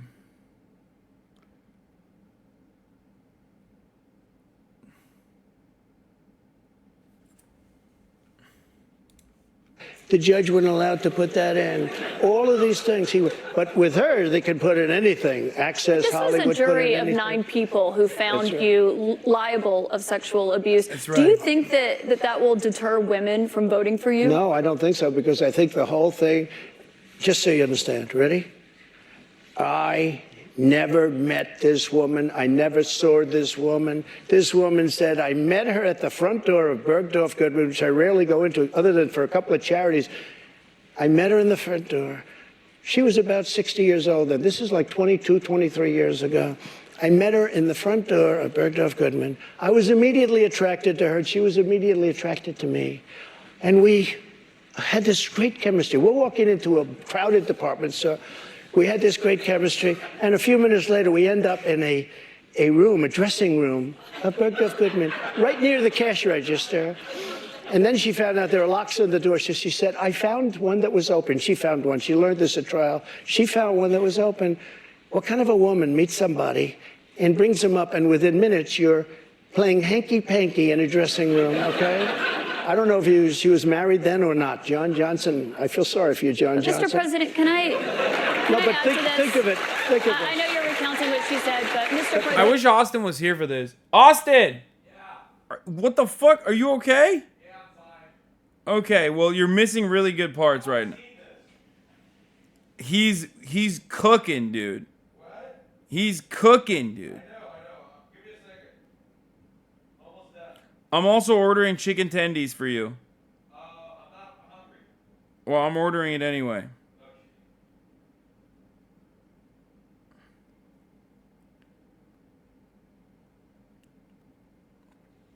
This is a man who is liable to pay $5 million in a defamation suit that found him liable of sexual abuse.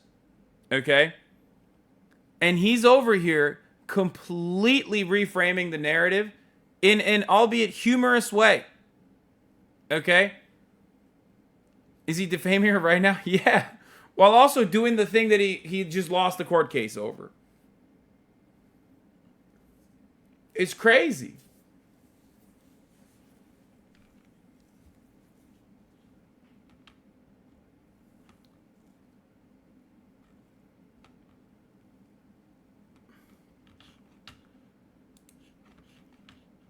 You cannot sit here and tell me that he's not doing a good job on this.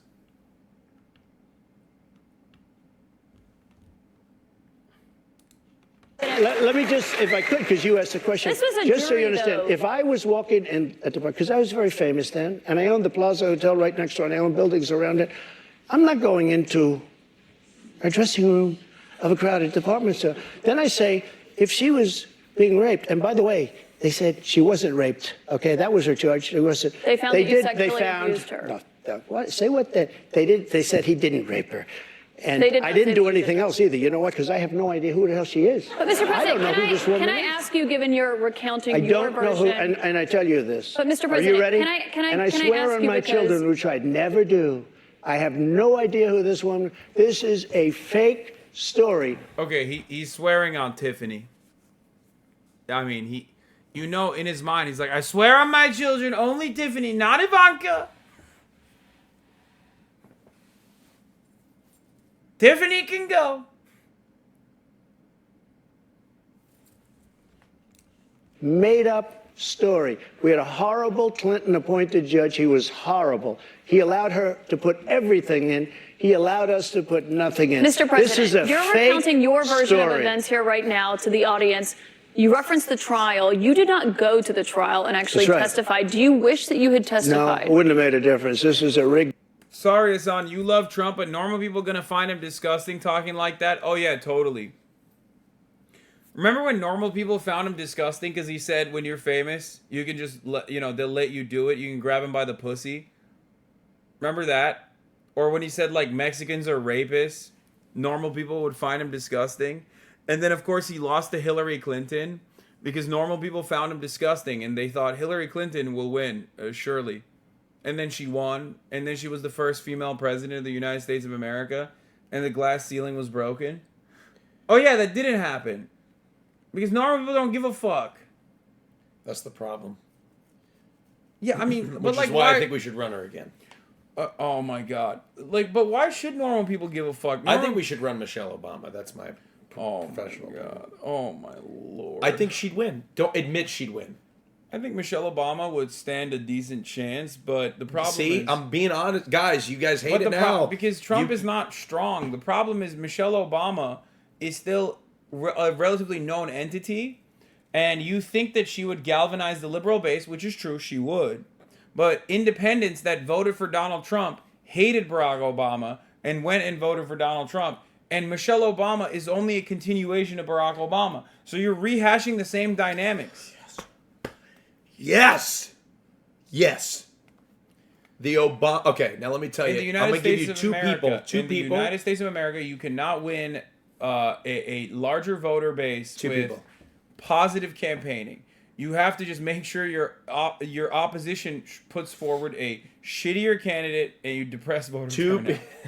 Two people that would beat the doors off of Trump. Okay, Michelle Obama and Dwayne "The Rock" Johnson Okay, Dwayne "The Rock" Johnson clears. Yes. would beat the doors off. I mean, of that's Donald not Trump. even a question. You can't even put Michelle Obama and Dwayne "The Rock" Johnson in the same sentence. Dwayne "The Rock" Johnson would destroy 100%. Donald Trump. 1,000%. 1,000,000%. Yes, I agree. He would destroy the Rock as president of the United States. Yes, The Rock would absolutely clear Trump, Joe Biden, most presidents. And a third one I'm gonna throw into the ring. Last one. All right, let's hear it. Terry Crews. Okay, now you're just doing idiocracy. You're just okay, dude. I mean, come on, dude. No, that's ridiculous. I can't believe you just said that. Yeah, he runs as Camacho. That's his name. President Camacho. Oh God. Ay. What a ridiculous. Let me think of one more that I would really genuinely love to see run. Okay, you think, wow, this is Deal. This was my lawyer said, sir, you don't have to do it. I actually said, I think I should. It would be respectful. They said, sir, don't do it. This is a fake story, and you don't want to give it credibility. One That's thing why you I didn't go. one thing you did do in this. And I swear, and I've never done that, and I swear to, I have no idea who the hell, she's a Mr. whack President, job. Guys, Arnold Schwarzenegger wasn't born here. Like, he can run for governor and win, but he can't be the president. Okay? He's Austrian. You did not testify in person in this trial. There was a tape deposition of you from October in it. You defended the comments that you made on that Access Hollywood tape about being able to grab women how you want. See, Do you stand by look, those comments? The audience is already going, oh. You want to know why? Because they're all his voters. Yeah, well, that is true. But also, they're going, oh, because this is double jeopardy at this point. Okay? He has been found not guilty in the eyes of the American public for saying what he said about women, like letting themselves letting Trump grab them by the pussy. Because he became president after that. So, like, rehashing that over and over again is so fucking stupid. Like, it's fine. I get why you'd be upset about that. I totally do. But, like, you're not making a good point at that point. Like, if your job is to, like, belittle him, humiliate him, call him into account, then do a better job, because no one gives a shit about that. They voted for him. They voted for him after the fact. It's been years and years. How is it any different than Trump constantly crying about Hillary Clinton, which he stopped doing, by the way? He doesn't do that anymore, if you noticed. Well, yeah, crooked Hillary. But they try to apply the same things that the attacks on Hillary that they do on Biden. Okay, I gotta add 2 points here. One, I don't think Donald Trump is gonna win. Okay? Neither do I. Unless CNN keeps doing this shit. Because, oh my lord, I think Donald Trump has a shot at victory if CNN and mainstream media keep covering him this way. I'm not even kidding. Like, it's like CNN recognized that Trump's chances are shitty, and they were like, oh, we gotta fucking help him out. It's crazy. I understand. This is what I think Trump's going to do in the Republican primary. Well, he's just going to clear. It doesn't even matter. But I think he's going to... Well, you don't think the Indian dude is going to win with 1%? Or DeSantis. Well, DeSantis is not even... Yeah, he's not even running, so... Wait, he's not? Well, he hasn't announced it, and I don't think he will. He'd be stupid. It's political suicide, right? Because then he gets dragged through a primary, becomes less likable, and then loses. Yeah, I mean, Trump will destroy him. He's such a pussy to Trump anyway. Will Trump even show up to the debates? He can't help himself. No, I mean, it depends. It depends on who his detractors are. Like, if they get enough clout and enough momentum behind them, and they force Donald Trump into debates, and Fox News, I think, will side with whoever the fuck is going to go up against Donald Trump, because, like, at least for the primaries, they would want that to happen, because they don't want Donald Trump to be president. That much is clear, because Donald Trump is a liability to the party. So I don't know. What is this? Damn, so many breaking news happening today. I said if you're famous and rich or whatever I said, but I said if you're a star, you... Ratings are out for the town hall, 3.1 million, less than an average Tucker night on Fox. No, it's a little bit higher. Tucker is getting like 2.3. On good nights, he's getting 3. But again, you're right. CNN should be able to get more than Tucker Carlson on primetime for a Donald Trump town hall. So they're not even getting the rating juice that they needed.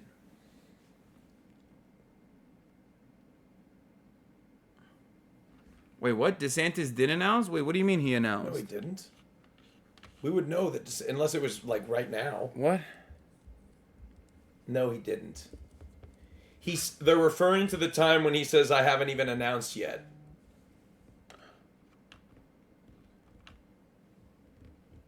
Yeah, he just said stay tuned. He didn't actually announce. Yeah. He alluded to it. Who are, and I said, women let you. I didn't say you grab. I said women let. You know, you didn't use that word, but if you look, women let you. Now, they said, will you take that back? I said, look, for a million years, this is the way it's been. I want to be honest. This is the way it's been. I can take it back if you'd like to, but if you're a famous person, if you're a star, and I'm not referring to myself, I'm saying people that are famous, people that are You were asked stars, in the deposition, people do you that are consider rich, yourself to be a star, and people you that are said yes. powerful, they tend to do pretty well in a lot of different ways, okay? And you would like me to take that back? I can't take it back because it happens to be true. I said it's been true for 1 million years, approximately 1 million years, perhaps a little bit longer than that. So you stand by those comments? Well, I don't want to lie. Mr. President, we have a lot of here's what questions. she wants Mr. me to say. President, let's A get to rich the and audience famous questions person tonight. has no advantage over anyone else. Well, you do have an advantage. And I say unfortunately, but that's the way it is. You said fortunately or unfortunately. Well, but Mr. fortunately or President, we have a lot unfortunately of for audience her. questions to get to tonight. I want to go back to the audience. We've got Danielle Rieger. She works as an oral surgery assistant. She's a Republican activist from Derry. She was a New Hampshire delegate for you in 2020. What's your question? Hi, thank you so much for coming to New Hampshire to answer our questions. My question is regarding the economy. Over the past 2 years, we have seen the prices for everything skyrocket. From food to gas to utilities and insurance costs, many people's bills are up several $100s a month, including mine. If elected president again, what is the first thing you would do to help bring down the cost to make things more affordable? Drill, baby, drill. You know what that means. So we were energy independent. We were soon going to be energy dominant. And nobody had ever done what I did. We got oil down to $1.87. Actually, it fell lower than that in some cases. We had to save the oil companies. The price was getting so. We were doing incredibly. We had the greatest economy in the history of our country, probably the greatest economy in the history of the world. We were energy independent, soon to be energy dominant. We were going to be bigger than Russia and Saudi Arabia put together ×2. We have more liquid gold under our feet than any other nation. Any other nation. And these stupid fools ended it. And energy went from $1.87 and even lower for gasoline, for a car. They went from $1.87 to $5, $6, $7, $8, and even $9. and your electricity bills went through the roof, your heating bills went through the roof, and that's what started inflation, and it hasn't stopped because people are paying now for... Eugene Carroll is already considering a new... I mean, this is BNO News. I don't know how fucking real this is, but it doesn't really matter because she does have every right to do so because Donald Trump just lost the defamation suit and then literally defamed her in the exact same way. Like, that's crazy. He's doing the Alex Jones double down, dude. KFC double down, baby. Let's fucking go. You know what I mean? Why do conservatives keep doing this? I guess they just, like, legitimately think that there is nothing. There's no legal recourse. And the criminal justice system and the legal system in general, like the court system, no matter what, with the exception of family court, of course. God damn it, Brenda, you took the children. Are always going to side with them. Like, I don't know what it is. They just don't give a fuck. Like, it doesn't make any sense to me. For bacon and for eggs and for the 2 and 3 times what it was just a little while ago. We created the greatest economy in history. A big part of that economy was got you the biggest tax cuts in the history of our country, bigger than the Reagan cuts, bigger than any... Why are you clapping? And also, Caitlin, as you know, we got the biggest regulation and regulatory cuts. This place was rocking, and then we were given a gift from China, and China paid a big price. And let me tell you something. I took in hundreds of billions of dollars in taxes from China, but prior to COVID coming in, and then I rebuilt the economy again, a second time. But we had, prior to COVID coming in as from China, from Wuhan, which I said it came from Wuhan. Everybody said, oh, you're wrong about that. You're wrong. It came from Wuhan. I said it right from day one.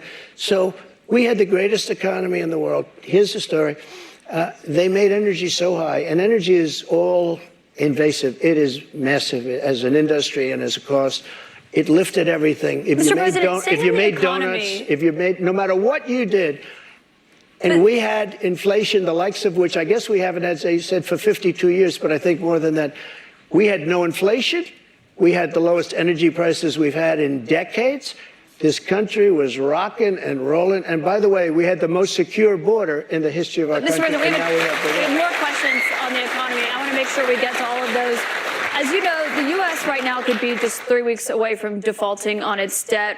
That could mean millions of jobs lost, people not getting their Social Security payments. People believe it would put the U.S. economy into a recession. On that topic, I want to bring in Marta Cervella, a student here at St. Anselm. She is an undeclared voter who did not vote in 2020. Marta, what's your question?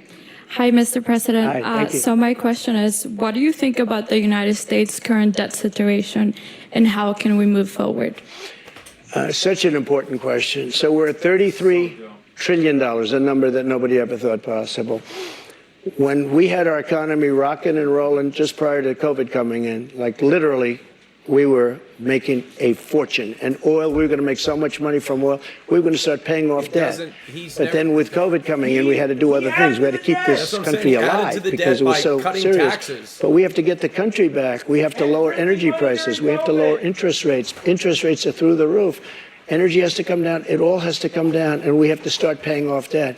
But when we have a debt limit, and they use that very seriously to me. They came in, Schumer came in with Nancy Pelosi, and they were using it. We'll violate it. We'll do whatever. They talked a whole lot different than they do right now. I say to the Republicans out there, congressmen, senators, if they don't give you massive cuts, you're going to have to do a default.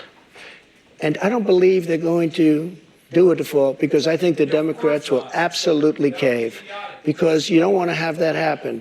But it's better than what we're doing right now, because we're spending money like drunken sailors. So just to be clear, Mr. President, you think the U.S. should default if the White House does not agree to the spending cuts Republicans are demanding? You might as well do it now because you'll do it later, because we have to save this country. Our country is dying. Our country is being destroyed by stupid people, by very stupid people. You once said that using the debt ceiling as a negotiating wedge just could not happen. You said that the debt ceiling is for bills that have already been accounted for. Yes. Right? It's not for new spending. It's for things that money already spent, right? Yes. when you were in the That's Oval when I was Office. president. So why is it different now that you're out of office? Because now I'm not president. You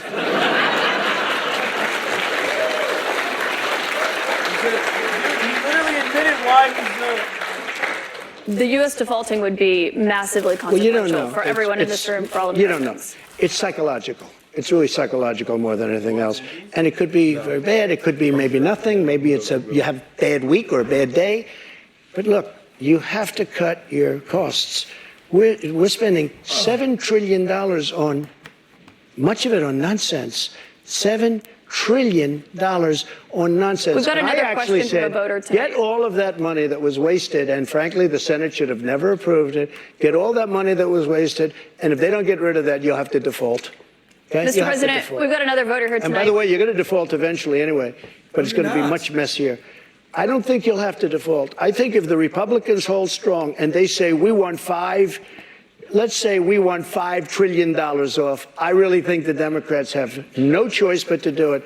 And if I win, they're going to be doing the same thing to me in 2 years. I guarantee you that. Mr. President, they're going we've to got play a another very voter hard here ball game, tonight. and they did that before. Bobby Petrino has been waiting very patiently. Sure. He's a student at St. Anselm. He's a member of College Republicans. He's an undeclared voter right now. He supported you in 2020. Bobby, what's your question for President Trump? Hi, thank you for coming. This is a bit of a pivot, but with gun violence and mass shootings in the news cycle recently, I'm worried that state governments and the federal government are going to act to repress gun rights. Under your administration, you instructed the Department of Justice and the ATF to ban bump stocks. If elected president again, how would you act not only to defend our Second Amendment rights, but to restore rights that have been taken from us, such as, by example, recently the ATF's ruling on the pistol stabilizing braces? Yeah, as you know, the bump stocks are actually a very unimportant thing. And NRA, I went with them, and they said it doesn't mean anything. Or actually, all they do is teach you how to shoot very inaccurately. So we did that. There's been nobody that's protected the Second Amendment, as you know, like I have. I've protected it through thick and thin, not easy to do. But we have a very big mental health problem in this country. And again, it's not the gun that pulls the trigger. It's the person that pulls the trigger. And we have to protect our Second Amendment. We have to protect our Second Amendment. Mr. President, you dealt with a lot of mass shootings when you were in office. This year, there have already been more than 200 mass shootings in 2023. If you are reelected, are there any new gun restrictions that you would sign into law? I would do numerous things. For instance, schools, we would harden, very, very much harden. And I'm a very believer. I believe in teachers. I love teachers. I think they're incredible. And they love the children, not quite like the parents, but they love the children in many cases almost as much. Many of these teachers are soldiers, ex-policemen. What? They're people that really understand weapons, and you don't need 5% of the teachers would be more than you could ever have if you're going to hire security guards. But in addition to that, have security guards. You have to harden your entrances. You have to make schools safe, and you can make other places safe. But it is a big mental health problem in this country more than anything else. And remember, we have 700 million guns, 700 million. Many people, if they don't have a gun, they're not going to be very safe. I mean, if they don't have a gun, it gives them security. Now, you need them for entertainment, you need them for hunting, you need them for a lot of different things. But there are people that if they didn't have the privilege of having a gun in some form, many of them would not be alive today. You know, that's the thing. Bro, we are such a joke of a country. Okay? We are the fart of the world. Okay? He just fucking said there's 700 million guns in circulation. That's why you need guns. Like, as in implying that guns are dangerous, and the only way to combat guns is more guns. I mean, there's nothing you can do to that. Like, how? If that messaging sticks, it's a wrap. And it has. It kind of has stuck. The only way to combat gun violence is with more gun violence, but, like, in the right direction. That's awesome. What do you say to that? Nothing. You got nothing. We're owned. We're done. We're done. This country's done. Sir? Sorry. You can unpause it. There's a certain country that had a very strict policy on guns, very, very strict. Which country? And, Brazil, okay?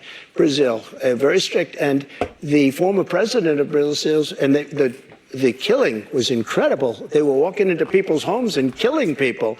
They had no protection. He said, go out and buy guns. People went out and bought guns, and it went way down. The numbers went way down because they had security. If you look at Chicago, Chicago has the single toughest gun policies in the nation. They are so tough you can't breathe. New York, too, and other places also. All of those places are the worst and most dangerous places. So that's not the answer. No new restrictions that you would sign if reelected, Mr. President. I want you to meet Julie Miles, a registered nurse from Merrimack. She's a Republican who voted for you in 2020. Julie, what's your question for the president? Thank you, Mr. President. Thank you. I appreciate you answering this question this evening. How do you plan to appeal to women voters in New Hampshire who are concerned about the Dobbs decision and how states may change their laws? It's such a great question, and it was such a great victory, and people are starting to understand it now. You know that they wanted to bring it back to the states, but that was probably the least important part of that victory. Getting rid of Roe v. Wade was an incredible thing for pro-life because it gave pro-life something to negotiate with. Pro-life had absolutely nothing being stuck in Roe v. Wade to negotiate with. And now what's happening, and I see it all over, deals are being made, deals are going to be made, and look, everybody that was president wanted to get rid and tried to get rid of Roe v. Wade. You mean for 50 years, Republicans. I agree. Bad question. It is a bad answer. Abortions are at an all-time high in popularity. Or the women's bodily autonomy. This is perhaps the most important question of the town hall, and he's currently flubbing it. Terrible answer. Normally he avoids this. Like, I avoid the top of the hour ad break. Women's bodily autonomy is incredibly popular. Normally he fucking... Even in states like Kentucky, right? Kentucky, they voted to... Yeah. Uphold the right. They did. To women's body... Yes. Body autonomy. It's not popular anymore. Yes. That wedge issue is not popular anymore. It's never been popular. But... it was always a great motivator for the evangelicals. Right. And now they've gotten it became a liability once they actually acted on it. Yeah.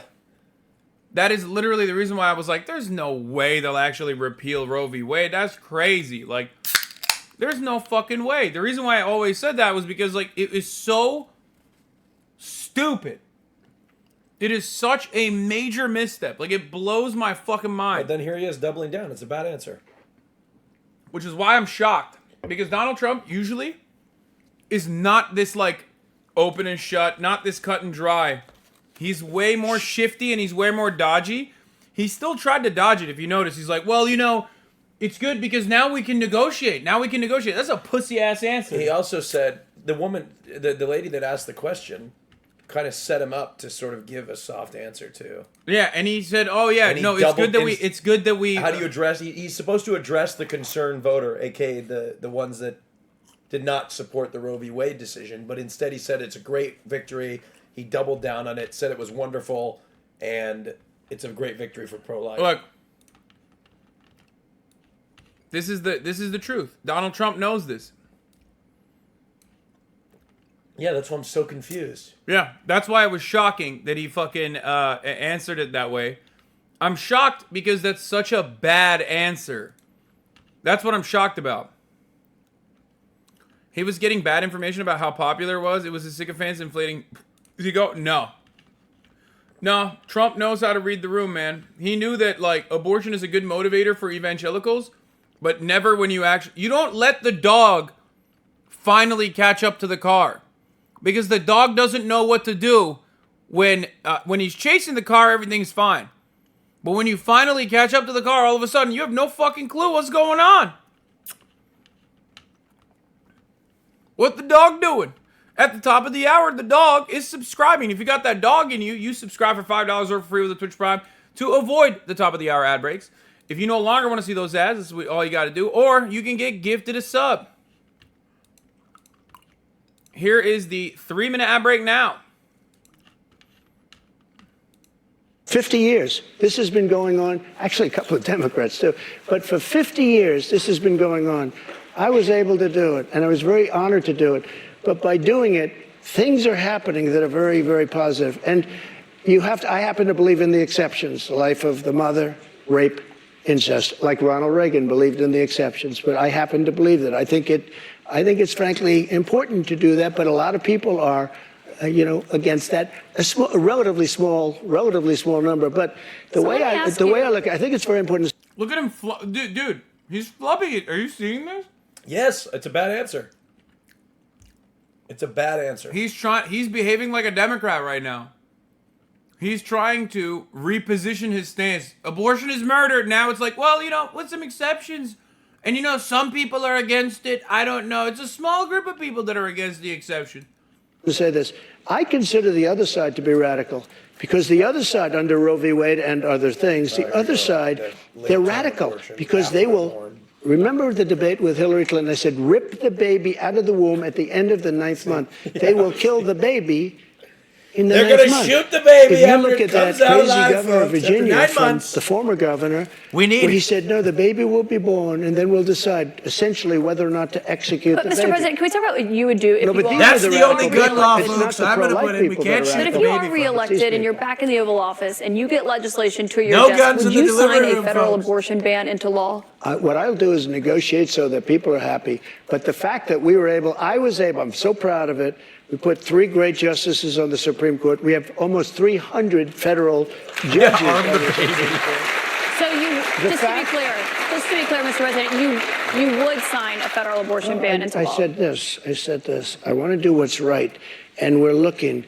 And we want to do what's right for everybody. But what's right? But now, for the first time, the people that are pro-life have negotiating capability, because you didn't have it before. They could kill the baby in the 9th month or after the baby was born. Now they won't be able to do that. Bro, he's trying to reposition this as a the abolition. I mean Wait, what is he saying? You could kill the baby after a 9-month, after it was delivered alive? Yeah, that stuff is a lie. It doesn't matter. That's crazy. But listen, you're failing to see That's wild. You're failing to see the forest for the trees. This is really important. He is trying to re-triangulate the abortion conversation and failing. This is huge. Because this is the most important issue of the upcoming election, of any election, until people basically normalize that kind of violence against women. And it's still, it's still a matter up for debate, right? You know what I mean? Whether this is appropriate or not. We're not at the position where it's like Handmaid's Tale yet. We could get there. We are bouldering towards that reality, but we're not there yet. Deeply unpopular for the Republican Party, which is why they are forced to triangulate again and figure out exactly how to message on this. Okay? So Trump's shitty-ass fucking solution to that problem was to say, oh, I eviscerated abortion protections in this country so that the evangelicals could have a say in the process. Well, and then he's also saying... That's a horrible... She's asking him a direct question if he's going to codify it into law. And he just got done saying it's a great victory for pro-life, yada, yada, yada. I don't know what I'm going to do. We'll see what happens. We'll have you know what I mean? It's just... You missed the biggest part of what he said about default. He thinks if we default, our debt is wiped out. He literally thinks default is like declaring bankruptcy, which is how he gets out of debt every time he overborrows and abuses the system. He's so stupid. Oh, that's pretty funny. Yeah, I did miss that part. You're right.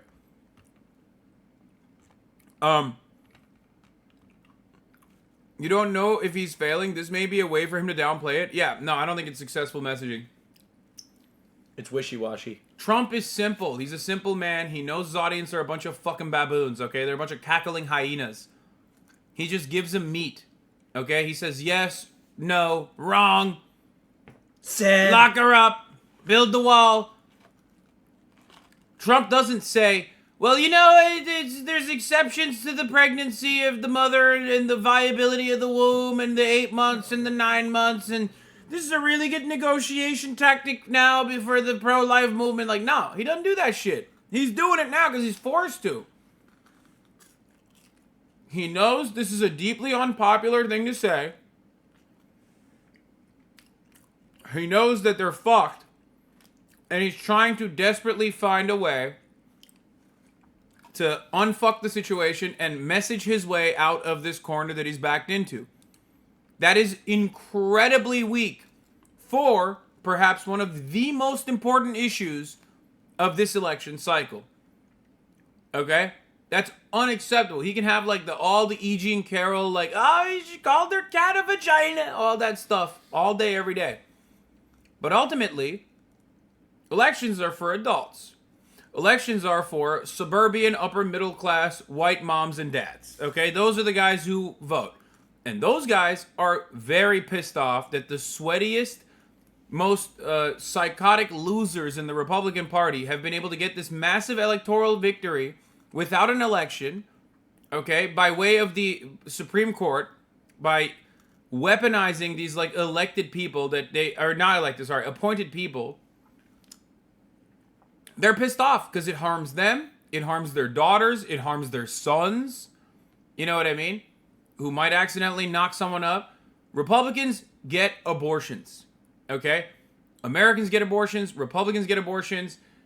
The fact that you would criminalize this process and continue pushing to criminalize it and to codify that criminalization is a really fucking bad idea, which is why I thought Trump would move away from that immediately. And here he is trying to basically say, oh, no, this is for normalcy, this is for a reason, so that we can actually find a reasonable middle ground for abortion. Nobody wants that shit, dog.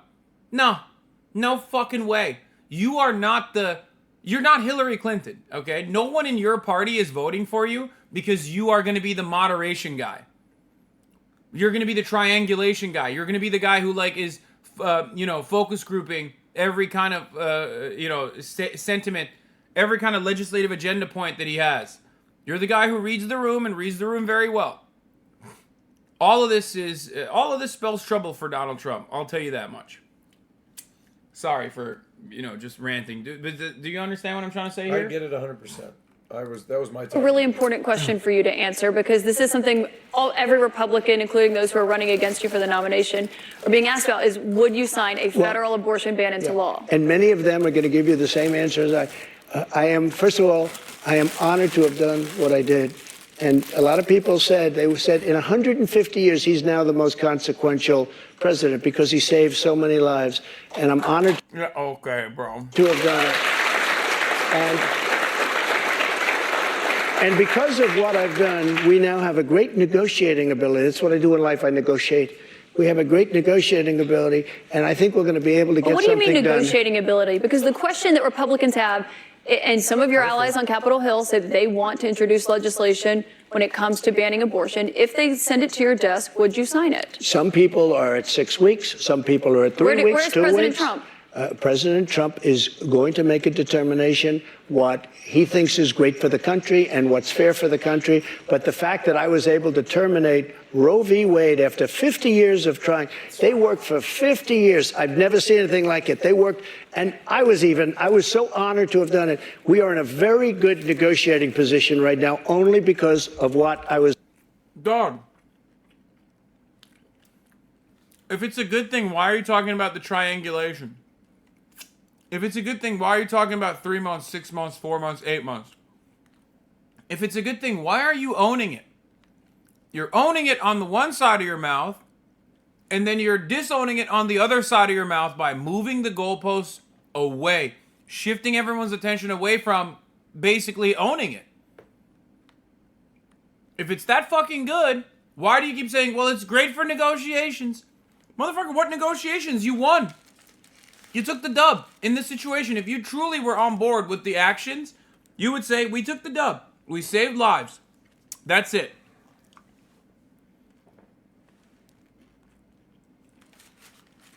Why can't he say that?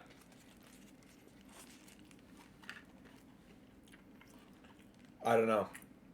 I know why. Well, he needs his base. Because it's deeply fucking unpopular, even in his own base. That's why. So now he has to say, oh, no, there is still a continued fight, a continued struggle. And I simply helped you get an upper hand here. That's not the case, though. You won. Was able to do. And remember this, again, you talk about radicalism. People that will kill a baby in the 9th month or the 8th month or the 7th month or after the baby is born, They're the radicals, not the I pro-life just want to people. give you. I just want to give you one more chance, though, because you did not answer whether or not you'd sign a federal abortion ban. By the way, the counter to this is perfect. You say, oh, they're radicals. Okay. Name every single state that offers no exception. There are plenty of them.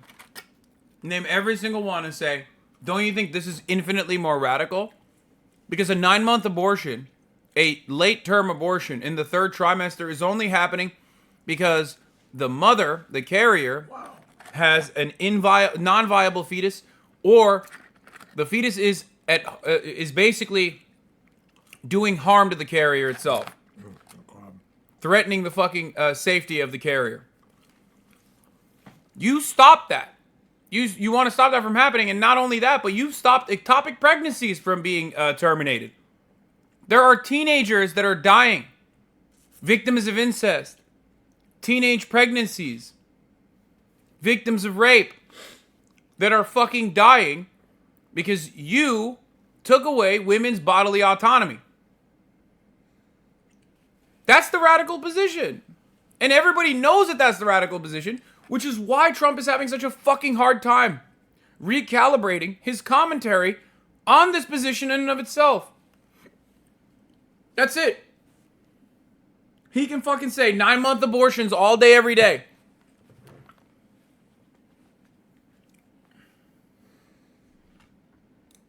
Or how many weeks into pregnancy you believe abortion should be banned. Yeah, but I've Can you given answer either I've of those given you tonight? the answer probably 4 times already. Which one I'm is it, looking. though? I'm You have looking an at a answer? solution that's going to work. Very Yo. complex issue for the country. Grab the You have people chicken on both sides of an sandwich issue, over. but There's we are another now bag in a of very strong fries, too. position. Pro-life people are in a strong position to make a deal that's going to be good and going to be satisfactory for them. If you weren't able to get rid of, you wouldn't even be having a discussion if you weren't able to get rid of Roe v. Wade, which put pro-life in a dead position, a horrible position. They could kill the baby at any time they wanted to, but we did something that nobody thought was doable. And other Republican presidents, and others, by the way, they wanted to get it out. They also wanted to bring it back to the states, but bringing it back to the states is a less important issue But that's why than it's the the issue question that we about a just talked federal about. abortion ban. You did not say yes or no to. Bro.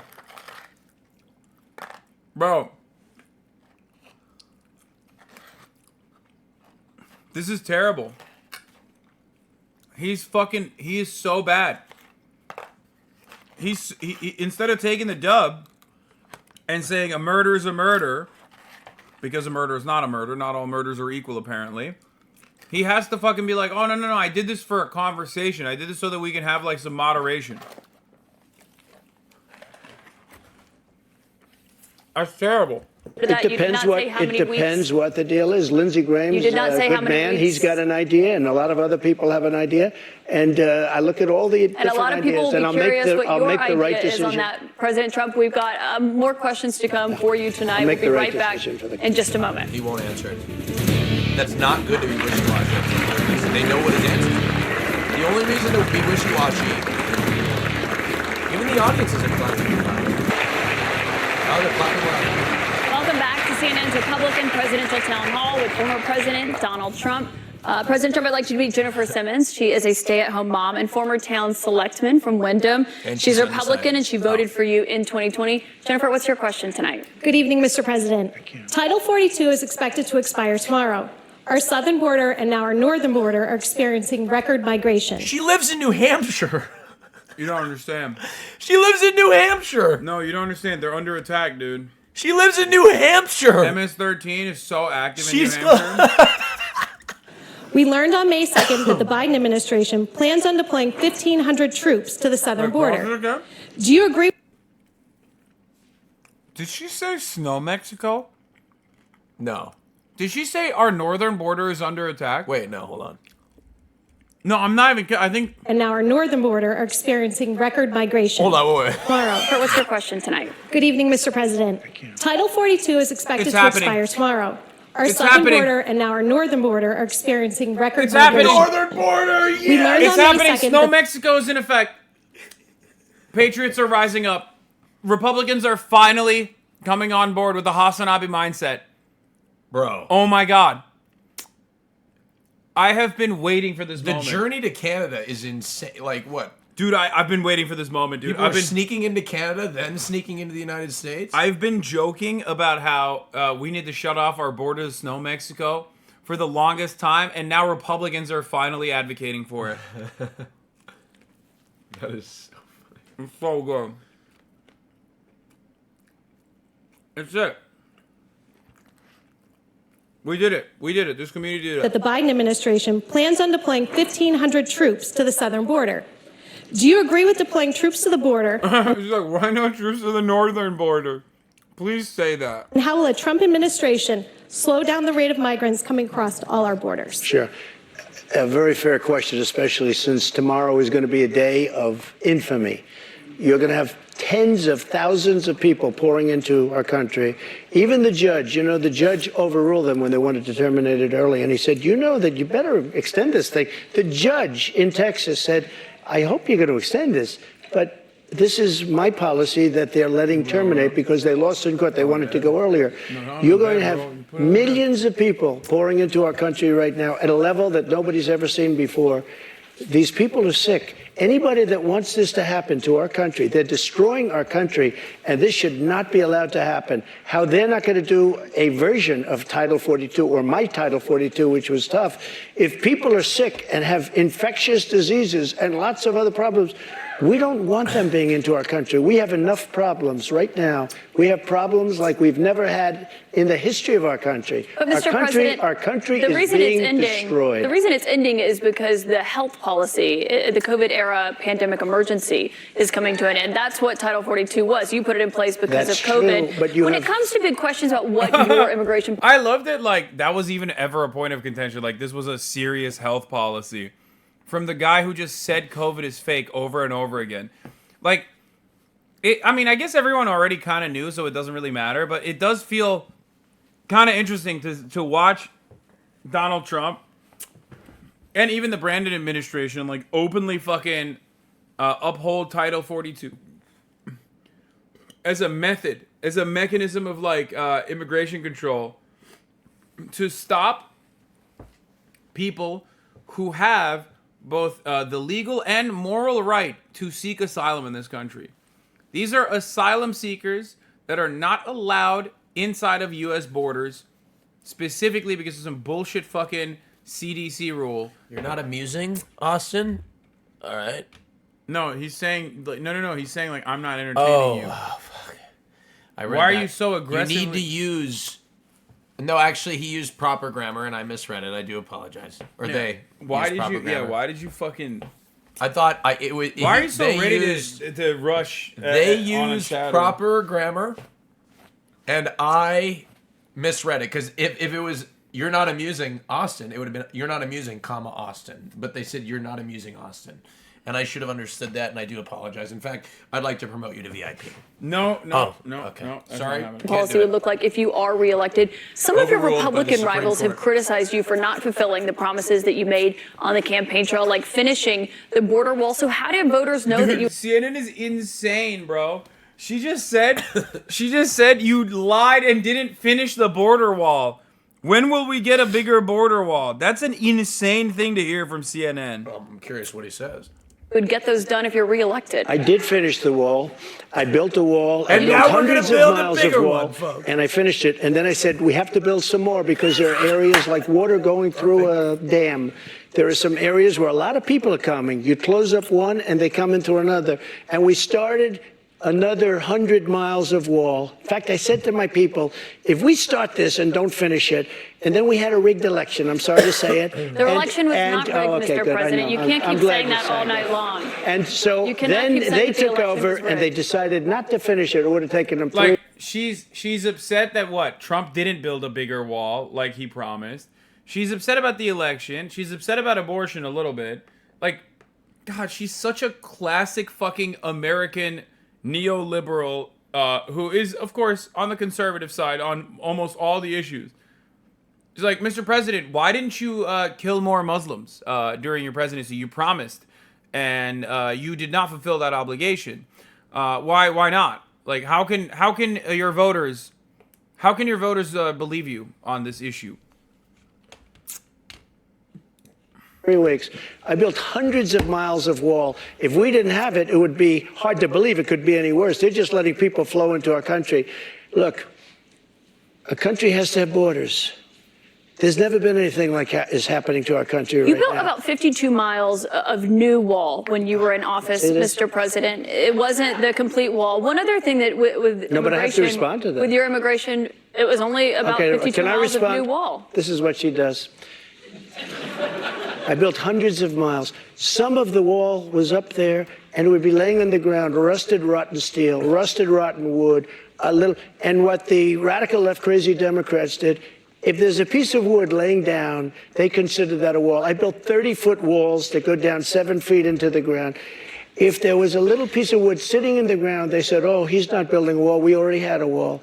Because this is the game. They're a party of disinformation. It's not a game, Mr. President. It's about 52 miles of new wall. One other immigration policy you had when you were in office. I built new wall. 52 miles for hundreds of miles. CBP, Mr. What I did is I President. replaced other wall that was laying down, that was up and rotting in the ground for 30 years. Some of it was steel that you couldn't even see. Mr. President, it was only about 52 miles of new wall, but moving on, another immigration policy you had was the zero tolerance immigration policy that separated families. Like, what the fuck does this mean? Like, what? Why are you upset that he lied about, like, not building a wall? What the fuck? She's like, it only makes her come across like she literally wants the wall. It's like, I think Mr. the President. strategy is to show. It's a bullshit strategy. That's all I'm saying. I think it was a strategy. It's to show that, like, he doesn't fulfill his promises. Okay, there's plenty of fucking promises that he didn't fulfill. There's absolutely zero reason to be like, you only built 52 miles of wall, pussy. Like, it's just so stupid. That's not a tough question at all.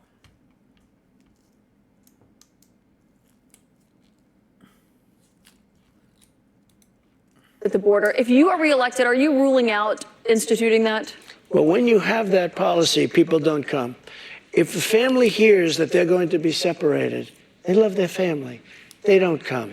So I know it sounds harsh, but if you remember they said I was building prisons for children. It turned out that it was Obama that was building But the would you prisons for the children. re-implement that if you're reelected? Is that what you're saying? We have to save our country, all right? We So it can't sounds like afford, that's a yes. No. So Obama did a good thing? Like, what? This is what... Okay. Americans are very stupid, but, like, definitely under the Trump administration, we reached, like, a new level. Like, we definitely leveled up in stupidity. Where Donald Trump routinely will contradict himself, and it doesn't even fucking matter. And it makes me so mad. Like, it frustrates me to no fucking end. Haha, owned, get wrecked, liberal. You're mad, so now you lost. But it just frustrates me so much when Donald Trump will say, oh, you want me to not, separate the babies and the mothers. Okay, very bad policy. But they said I built the prisons, but actually Obama built the prisons. It's like, okay, so did Obama do the good policy then? Like, what are you saying? Yeah, it's happening constantly. There's no fucking thread to follow, and these donkeys don't even give a shit. Which brings me back to the original point about the wall. Because the donkeys don't give a shit, and they're just, like, responding to shapes, colors, and lights that they see on television. When you try to get a gotcha on Donald Trump by being like, he didn't build a wall, what's up with that? That's never going to work on anyone. No independent voter is going to be like, oh yeah, that's right, he didn't build the wall, so I guess maybe I don't want to vote for him this time. And no fucking Republican gives a shit about that anyway, because they don't think Donald Trump could ever do wrong. So who are you trying to win in that regard? You know what I mean? There's no reason to bring stuff like that up. Like, oh, Mr. President, you just got fact-checked. All you're doing is, like, you look like a nerd. And in this regard, you kind of look like a nerd who really wanted the wall to be built and was disappointed that it didn't, that it didn't get built.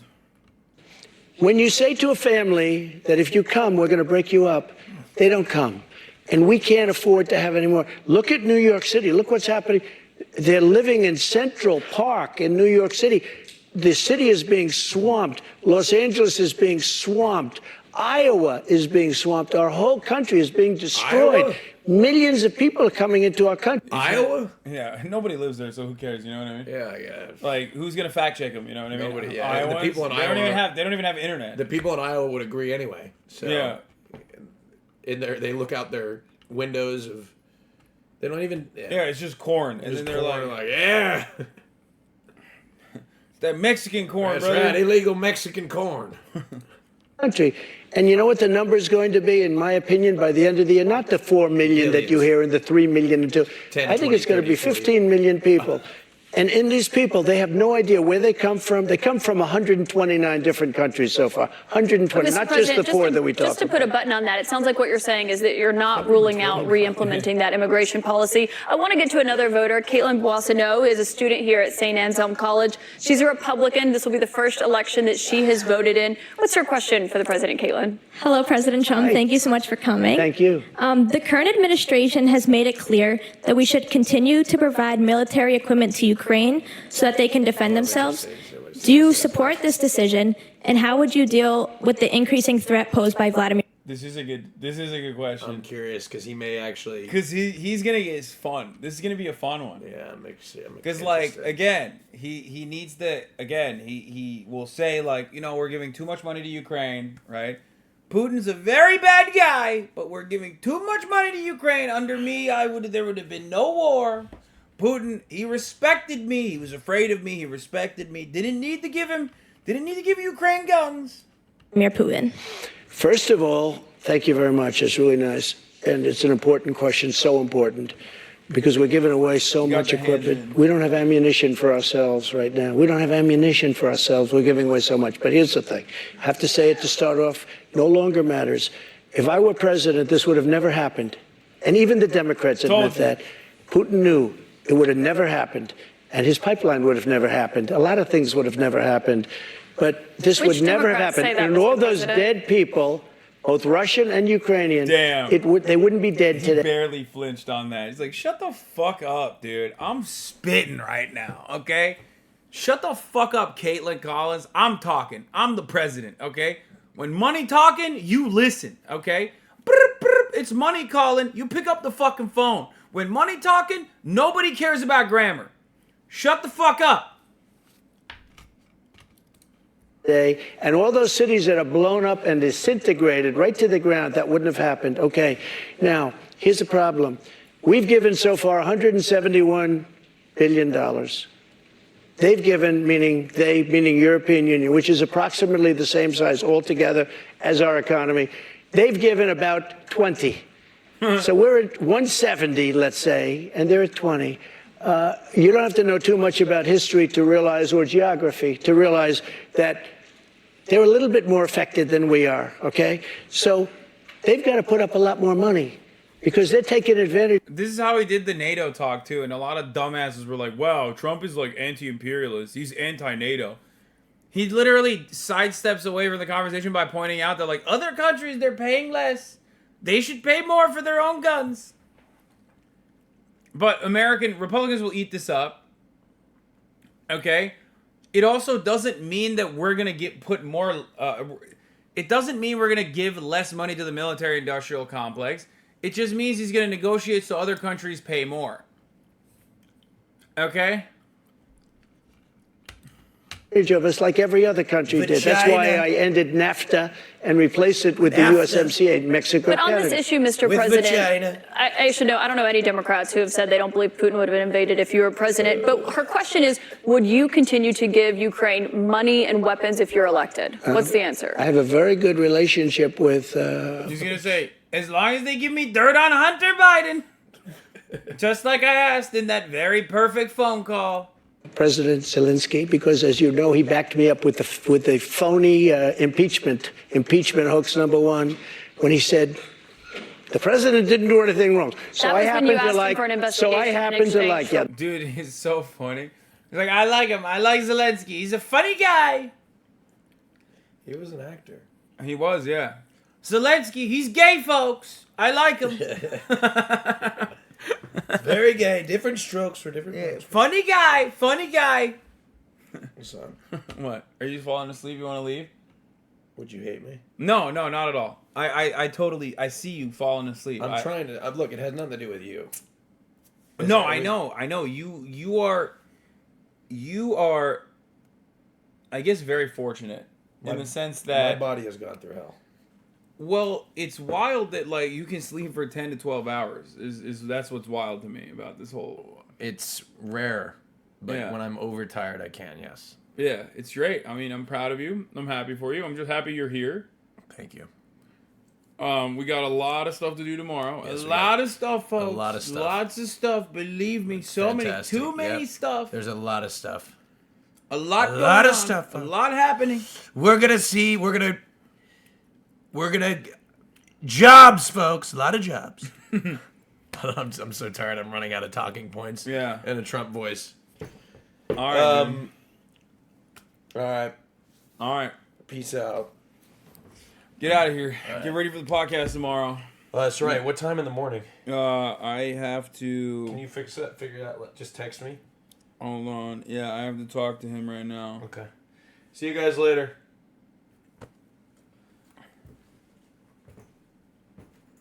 All right. Peace. Bye bye. Bye bye.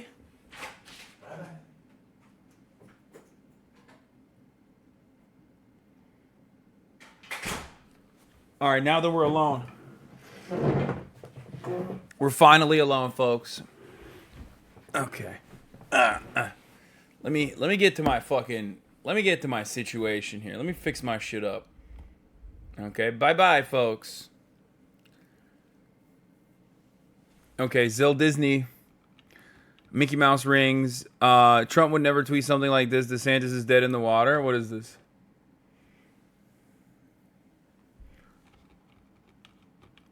We are permanently ensuring that Florida will never become a biomedical security state by enacting expanded and permanent protections against medical authoritarianism.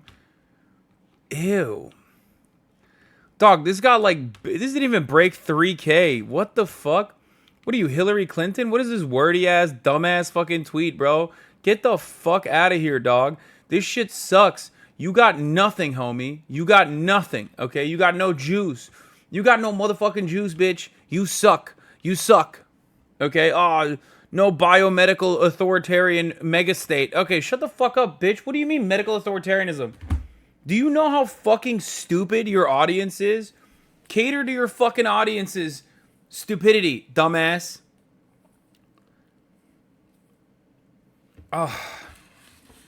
So dumb. He's so bad. It frustrates me. Makes me angry how bad he is. Nothing like my king, Donald That's Trump. right, and I was totally exonerated, by the way. Just a waste of time and money. You were impeached over that. You were impeached over that, but let's stay on topic here, Mr. President, because the question is, would you give Ukraine weapons I was and impeached funding? by a crazy woman named Nancy Pelosi. But the question here is, would you give Ukraine weapons and funding if you were I would sit down. Let me just put it a nicer way. If I'm president, I will have that war settled in one day, 24 hours. How would you settle that war in one day? Because I'll meet with Putin, I'll meet with Zelensky. They both have weaknesses and they both have strengths. And within 24 hours, that war will be settled. It'll be over. It'll be absolutely over. Do you want Ukraine to win this war? I don't think in terms of winning and losing. I think in terms of getting it settled so we stop killing all these people and breaking down this country. Now, on that? You said you don't think in terms of winning and losing. Mr. President, can I just follow up on that because that's a really important statement let me that just you just follow made up. there. Can you say if you want Ukraine or Russia to win this war? I want everybody to stop dying. They're dying, Russians and Ukrainians. I want them to stop dying. And I'll have that done. I'll have that done in 24 hours. I'll have it done. You need the power of the presidency to do it. But you won't say that you want Ukraine to win. You know what I'll say? I'll say this. I want Europe to put up more money because they're in for 20 billion. We're in for 170, and they should be. And they should equalize. They have plenty of money. They should equalize. I got with NATO. When I sat down, I got them to put up hundreds of billions of dollars that they weren't paying under Obama and Bush and all of these other presidents. That's why they're able to help them fight the war because of the money I got. But I want Europe. What's happening in Ukraine, I want Europe to put up more money because they're laughing at us. They think we're a bunch of jerks. We're spending $170 billion for faraway land, and they're right next door to that land, and they're in for 20. I don't think so. When it comes to what's happening there, when you were in office, you said that you respected President Putin. Do you still respect him today? He made a tremendous mistake. He's a smart guy, you know. I remember I said he was smart, she was smart. He said President Xi of China, right, is smart. Okay, 1.5 billion people. He's the ruler of 1.5 billion people. I said, yeah, he's a smart guy. How dare he say he's smart? Of course he's smart. They want you to say he's a stupid person. Okay, he's not a stupid person. He's very smart. He's very cunning. And Putin made a bad mistake, in my opinion. What was his mistake? His mistake. Bro, his answers for the Ukraine stuff, in the eyes of the overwhelming majority of the public, or not overwhelming, but like in the eyes of normies, is probably one of his strong suits. I know that this is the worst place to say this because this is a hyper online and hyper focused, very political community. And for them, it's like a non-issue. It's like, what? Of course, like, you're going to say, yeah, I want Ukraine to win. I want Ukraine to win. Okay? I'm sure everyone here feels that way to a certain degree. So, like, to you guys, it seems ridiculous that he won't say this because he's like, is he paid by Putin? Like, what the fuck? Okay? But to the normies, dude, this looks great. Like, he's literally, why the fuck should we care about this? Like, that's basically what he's saying. Because that's the average American's perspective on the matter. Is like, why do we give $170 billion to Ukraine when, our children are suffering? You are underestimating the anti-Russian propaganda that has been running for years, dude? Nah. You don't have to be pro-Russia. You just have to not give a shit. And if you think Americans give a shit, you're out of your fucking mind. Americans didn't even give a shit about Afghanistan, brother. Are you crazy? After like 4 or 5 years, even the Afghan war, they were like, fuck it. What are we doing here? What the fuck's going on? You really think that Americans who don't even give a shit about their own wars give a shit about Ukrainians fighting against Russians who are invading their country? Get the fuck out of here. No. Yeah, but there are white people now? Okay. Afghanistan was white people killing brown people, and they were literally like, no, it's too much money.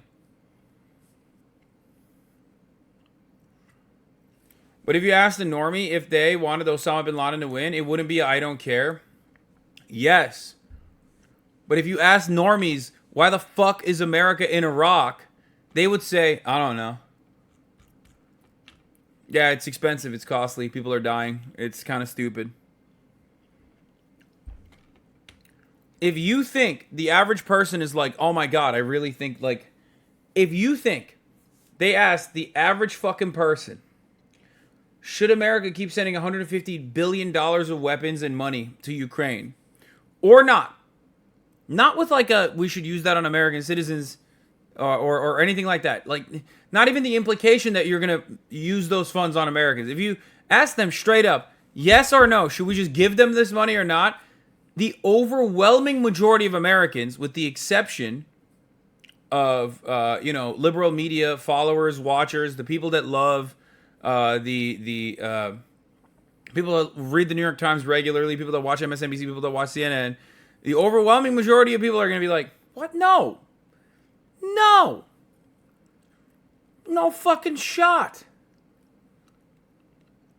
And it's not even because... It's not even necessarily because, like, they think that it's, like, an unjust war, or they think that it's, like, a just war, or anything like that. They have no dog in the fight. They just see numbers going elsewhere, and they get frustrated by it. The Pew numbers that you're saying, the numbers don't necessarily agree with what you're saying. For the record, you said... Who say when it comes to Russia's invasion of Ukraine, the U.S. is providing support to Ukraine is different than what I'm saying. You put a fucking dollar value on that, which is what Republicans do all the time. And you ask, is it okay to give this much money to Ukraine? The overwhelming majority of Americans are going to say no. That's what I'm talking about. Okay? Not like Biden's response to the invasion. None of that. Direct dollars. Okay? Because if you ask Americans, like, is it okay what Russia is doing to Ukraine? Do you think that it's all right? Of course they're going to say, no, it's not all right. Okay? Of course. Because what Russia's doing is not all right. And the average American still has the understanding that it's not all right. If you say, should America push back and stop this war in Ukraine? Of course, the overwhelming majority of Americans are going to say yes. Yes, we should. 73% of Democrats and 38% of the GOP think that we should give financial assistance to Ukraine. This doesn't mean what you think it means. Okay? Giving some financial aid to Ukraine or financial aid to Ukraine is entirely different than $150 billion. Okay? That's why I keep saying America is giving $150 billion in aid to Ukraine is a very strong talking point. Okay? $170 billion in aid to Ukraine is a very, very solid talking point that favors how many girls you got over to this night. Brother, your mom is literally outside of my door in my hotel waiting to come in. And unfortunately, I forgot to tell her that I'll be playing a baby game. So I won't be able to have sex with her tonight because I'm going to be playing the new Zelda game. She probably saw my tweet saying I'm going to play a baby game and thought, oh, the baby making game. Because that's what we call it when we're working on getting you a new sibling. Right? I'm boning your mom. And we call it the baby game when I bone your mom. But unfortunately for her, it's not going to happen. Okay? Not tonight. Look at this. Food and medical assistance is at 84%. Financial support is at 73%, 38% for Republicans. The Republican drop-off is massive on this. Tanks, 48, 67. Long-range missiles, 41, 60%. Fighter jets, 39%, 56%. U.S. troops, 22%, 33%. That's insane. That 33% of Democrats think that we should send troops into Ukraine. And 22% of Republicans think that we should send troops into Ukraine. Goes to show you how fucking insane Americans are. Also, who the fuck would oppose food and medical assistance? That's insane, dude. 12% of Americans were like, nah, dog. That is actually the most wild statistic I've ever seen. That's unhinged, dude. Oh, that's awesome. Americans are so crazy, bro.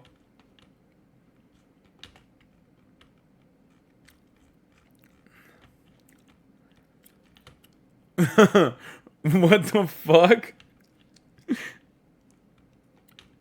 The support also has been softening compared to a year ago. Support for Ukraine aid softens in U.S. public poll says. This is from February 15th. Views on Biden's handling of the war divide largely along partisan lines. 40% say they have a great deal of confidence in Biden to handle the situation. 50% have some confidence, and 9% have hardly any. Among Republicans, the large majority say they have hardly any confidence. Okay, again, none of this is talking about how much money is going to Ukraine.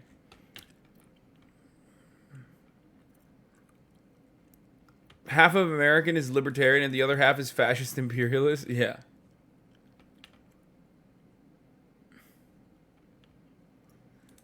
What?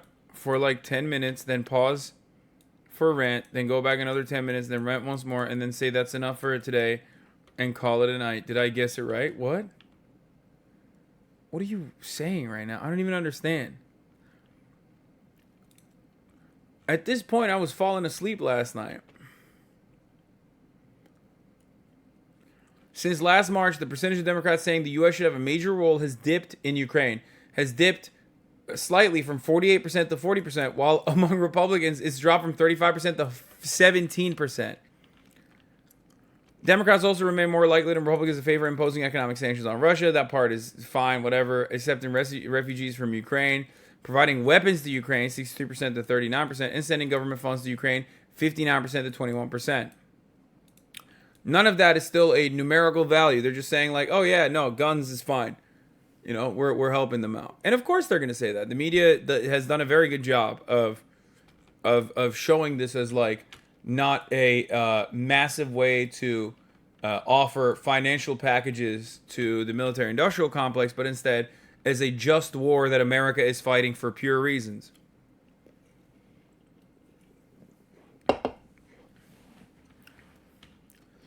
But even then, Americans get sick of shit. Okay?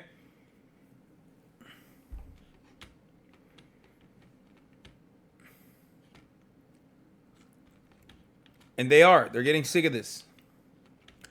This is probably Donald Trump's strongest position, in my opinion. Was going in. He would have never gone in if I was president. We used to talk about it there. Do you believe that he is a war? We used to talk about it. Fuck you mean? Wait, what? Wait, what does that mean? So Trump and Vladimir Putin had conversations about invading Ukraine? Wait, come on, man. That's a fun conversation. Just at least like be a little curious instead of reading a fucking script in front of you. What does that mean? I am getting tired of you. Oh, well. Are you in Windows 11? I just got here. I don't. It's not my computer. It's March's, so it might be Windows 11. I don't know. Maybe. Trump said that before. I know, but like, what did they talk about?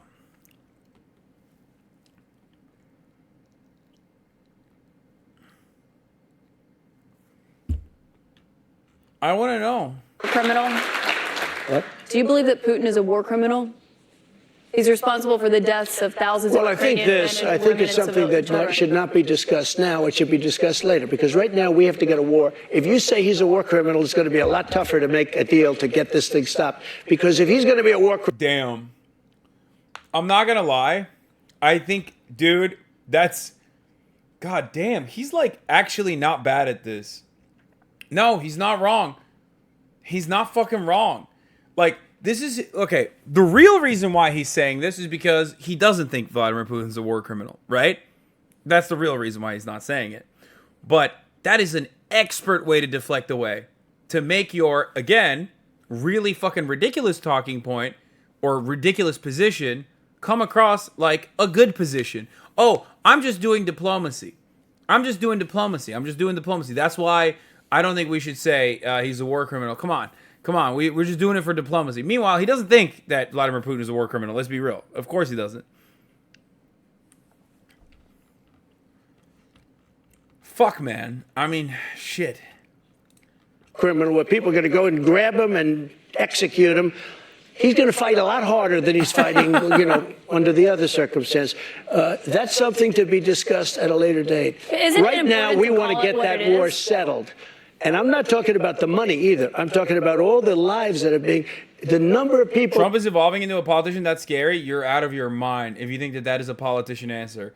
No, the politician answer in this situation is yes, Vladimir Putin absolutely is a war criminal, and we have to do everything we can to stop him. And he's a big bad guy, and we're gonna kill him. Actually, I'm gonna kill him personally, kill him dead with my hands. That's the politician answer. It's like ridiculous. It's silly. It's unproductive. Even if it's true, like the fact that Putin is a war criminal, which he is, saying that is you have no power anyway. You know what I mean? You're not gonna change anything. It's silly.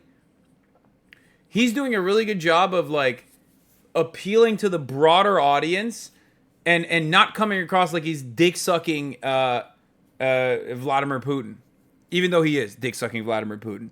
Like, he's not doing the talking points, so he's coming across as unique and closer to the average person than the politicians that they hear on television. And I think that that is what actually separates Donald Trump from the crowd, and it certainly separated him from the crowd in the previous election, not the one that he lost, but the one that he won. Being killed in that war is far greater than you're hearing. When they blow up a city and those buildings come pouring down and then they say 2 people were injured, no, hundreds and thousands of people are being killed, and we have to get that war settled. We have more with former President Trump. Right after this, we're going to take a quick break, and then we'll be back with questions. It blows my right mind. It blows my fucking mind that he is, again, looking like fuck. I hate this so much. Donald Trump is a violent, virulent racist. He is a violent white nativist. He is a imperialist just as every other fucking Democratic or Republican president has been. Okay? But he can come across, just like he did in 2016, like he is anti-fucking war again. As opposed to the Democrats who he portrays as pro-war. I hate this. It makes me so mad. It is so frustrating. Especially because Democrats look like they are like hungry. They're bloodthirsty. To be fair, here's what I think. I'll take it one step further. I think in 2020 he lost partially because he couldn't come across like he was a peaceful dove against Joe Brandon, who wasn't in power when he was. So he couldn't even hit the peaceful dove talking points in the same way that he can right now. So that actually is a giant. I think it's not a dub, but like it's helpful for him.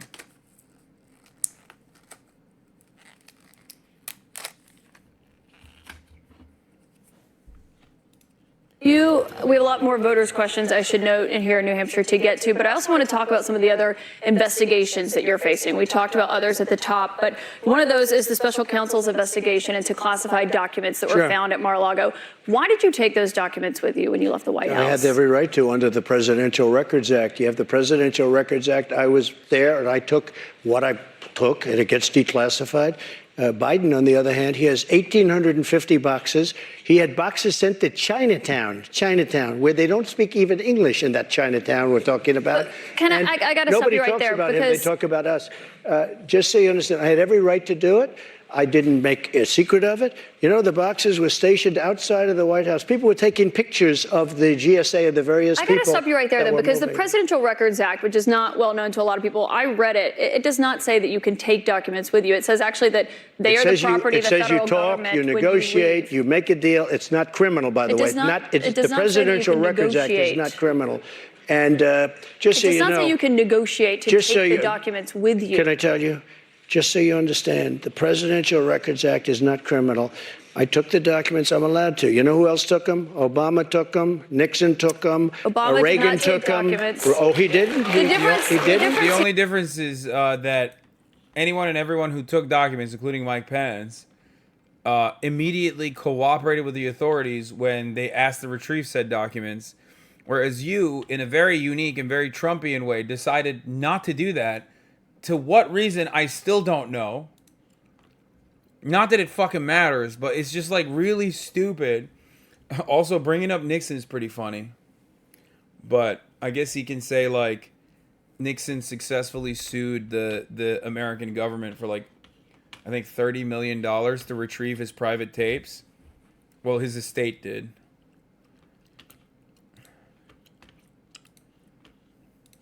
Here that I'd like to know. Reagan National took them. Archives says that President Obama even Jimmy did not Carter, take even documents. Mike Pence had some documents, and he's a You very referenced honorable Pence, guy. you referenced But you know who Biden. took them more than anybody is Joe Biden. He has 1,800 boxes, That's and not nobody accurate, even Mr. knows where President, they and you are. know that. 1,800, and nobody talks about him. Mr. President, And they that's not put accurate. and they put a rough guy on us, and they in the I think meantime it's they have important, Mr. nobody. President, to actually set the record straight here. They took documents, including President or Vice President Pence. When they realized they had documents, they turned them back over. The difference is that you waited to turn yours over, and it was a year and a half effort that included a subpoena with those documents. One question about what happened when you had those documents. It included a raid on my house. That's what it included. But They didn't raid. You'd gotten a They subpoena, didn't raid and they had not Biden's been house. turned over yet. I mean, they literally did go to his house. The only difference is Biden consented to it, whereas you didn't, which is why, like, it's so stupid, dude. Biden consented to it, so they went to his house peacefully.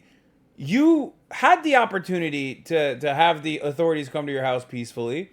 You flubbed it. You refused to take that. Like, what do you mean? You're the reason why there was a fucking raid. The FBI at every step of the way was like, please, sir, can we just come in secretly? Can we just get the documents? It's weird that you don't really want to give us the documents. I don't understand why. But, like, can we just please take them, please? They didn't raid like, Biden's no. house. You know what happened? They put him in the house. That's the one with the Corvette where the documents were laying all over the floor. That was fine. And you know who happens to be at Mar-a-Lago? Secret Service, and they're phenomenal. I have Secret Service. He didn't have Secret Service. The other thing, the vice president cannot declassify. He didn't have the right to declassify. He has documents from when he was a senator. And even Democrat senators say, I can't believe it. No, I went by the Presidential Records Act, and we were negotiating with NARA. That's not what it says, And Mr. NARA has President. red flagged a thing called the Constitution of the United States and the Bill of Rights because they consider them Mr. President, dangerous that's not what it documents. says, Those are the people we're dealing with. I should note that there is a special counsel investigating your document situation, also President Biden's document situation. When it comes to your documents, did you ever show those classified documents to anyone? Not really. I would have the right to. By the way, they were What do you mean, not declassified really? after. Not that I can think of. Let me just tell you, I have the absolute right to do whatever I want with them. I have the right. I was negotiating with NARA. Do you know what NARA is? The National Archives. Extremely negotiate left group with of them. people. Extremely left. And I was negotiating with They're them. not All of a left, sudden, they're they bipartisan. raided my house. They didn't raid the house of Joe Biden. They didn't raid Obama. Joe Biden didn't ignore a subpoena to get those documents back like Joe you Biden did. And so took that's the question. 1,850 boxes. But that's the question that investigators have, I think, is why you held on to those documents when you knew the federal government was seeking them and then had given you a subpoena to return Are them. you ready? People are complaining about the echo, so I'm trying to lower the fucking computer desktop audio without lowering it on OBS so you guys can hear loudly what the fucking, what Trump is saying without hearing an echo. Are you ready? Can I talk? Yeah, what's You the mind? answer? Do you mind? I would like for you to answer the question. Okay, it's very simple to answer. That's why I asked it. It's very simple to. You're a nasty person, I'll tell you. Own. Can you answer why you Very why you simple. held on to the documents? I was negotiating, and we were talking to NARA, that's Washington, to bring whatever they want. They can have whatever they want. When we left Washington, we had the boxes lined up on the sidewalk outside for everybody. People are taking pictures of them. Everybody knew we were taking those boxes. And the GSA, the government service, the GSA was the one taking them. They brought them down to Mar-a-Lago. We were negotiating with NARA. All of a sudden, they raid our house. When Biden had his documents, he won't give back the 1,850 boxes. And you're going to find some real gems in there. But it was So Biden you who can't have alerted all them that these he had different the sets of- documents. all The these National different Archives sets reached of- out to you to get your documents back. Why did you not turn them over when you got a subpoena Because we were asking for you to turn negotiating them with over? them. We were negotiating with them. What? As per the presidential. Like, what does he mean we were negotiating?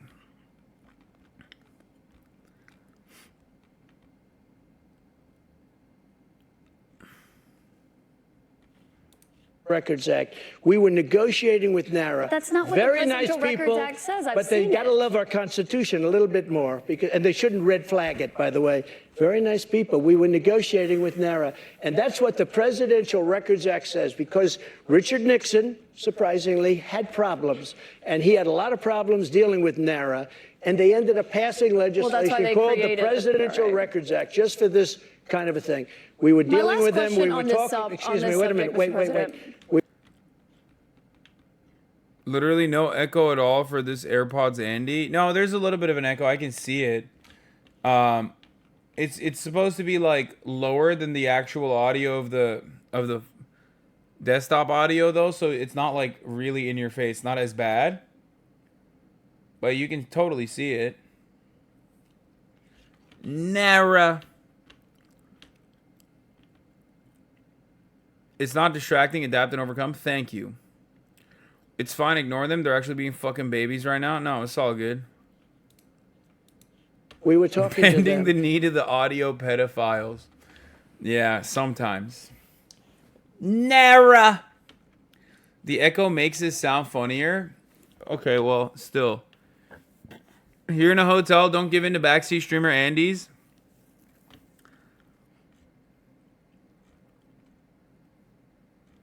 You're being a little whiny baby? Wait, what?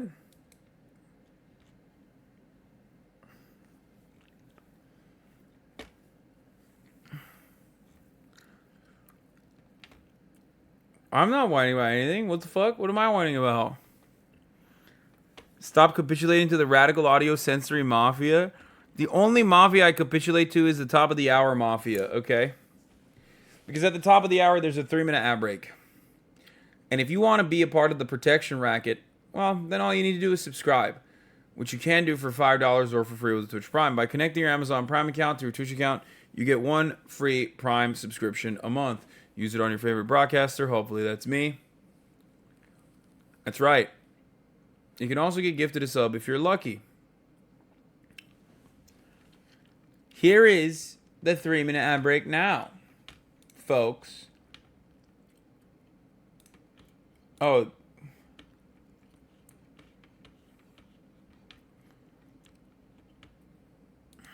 We would have done it, but all of a sudden they raided the house. Now, why hasn't the FBI raided Biden? But I just explained to you why. No. It's because they alerted. This is so funny. Like she actually did give him an answer on that. And he's like not interested in hearing it. You know what I mean? He's like, why haven't they done it? It's like, well, what are you supposed to do? They did. They went to his house. But like he gave them consent. You didn't. The government that they had those documents and had them come and get the documents from his house. My question for you, though, when it comes to documents, do you still have any classified documents in your possession? Are you ready? Do you? No, I don't have anything. I have no classified documents. Are you and ready? By the way, they become automatically declassified when I took them. But no, why? You have to declassify Let me ask you a question. Why is it that Biden had 9 boxes in Chinatown? And he gets a lot of money from China. Why is that? And why aren't China? Why aren't people bringing that up? And why don't they put this guy Jack Smith and his group of thugs? Why don't they put him in charge of that? I need to stop you right there because there's no evidence of what you just said there. What you're referring to there is an office that he had after leaving the vice presidency. He had a temporary office. But I want to ask you about another investigation that you're facing. You don't know the subject. I do know the subject. He had one at University of Pennsylvania. But he also had 9 boxes in Chinatown. That you're facing, which is the one. So what is this take? Like, does he think that like the Chinese Communist Party is operating out of Chinatown or something, and like that's why Joe Biden put the boxes there? Like, what the fuck? Like, do people think Chinatown is China? Like, what's happening? That part I kind of missed. I am. That's awesome. If the Republican base of voters have decided that Chinatown is actually in China and not in America, and is just a bunch of like American people living there,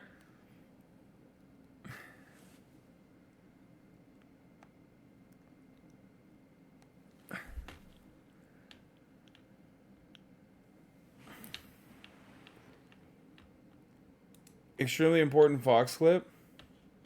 Go. You know they're prey because their eyes are on the side of their head. That's how you know that, Yep. But they eat cans. I don't mind them eating the bushes. They eat cans. Wait. What about the eyes on the side of their head?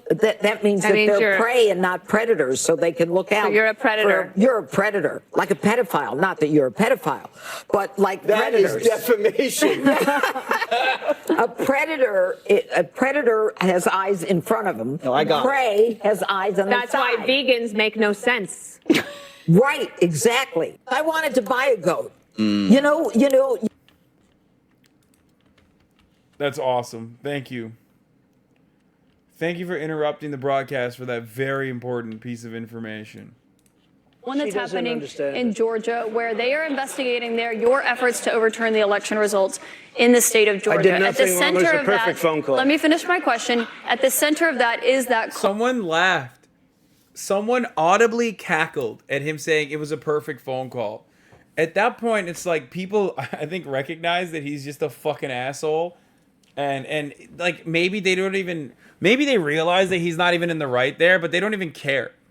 You know what I mean? At that point, it's content. Which I agree, it is content. And it seems like the liberals over at CNN seem to agree as well. Call that you had with the Secretary of State, Brad Raffensperger. Yeah, sure. Given the fact that there are indictments expected to come in that case this summer, is that a call you would make again today? Yeah, I called questioning the election. I thought it was a rigged election. I thought it had a lot of problems. I had I guess he's Secretary of State. I called, listen to this, There are like 7 lawyers on the call, many of them from there. We're having a call, we're having a normal call.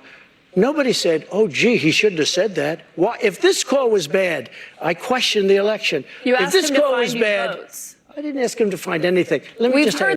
Dude, what the fuck? We heard him say it. That's so funny. I wasn't saying that. I was just simply asking, we need 11,187 votes. As in like, oh man, if only we had those votes, then we would win the election. When I said, I'm trying to find 11,147 votes, I simply was saying like, you know, like I'm trying to find them. Like, where are they? What's going on? What's happening? The audio If tape, this Mr. call President. was There's an bad, audio of you asking him to I find you said 11,000 you owe me votes. votes because the election was rigged. That election was rigged. And if this call was bad, why didn't him and his lawyers hang up? How dare you say that?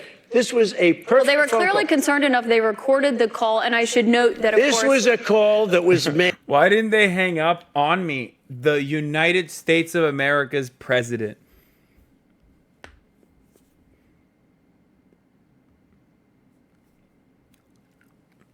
They didn't hang up because it was a perfect phone call. No one's ever done it like me.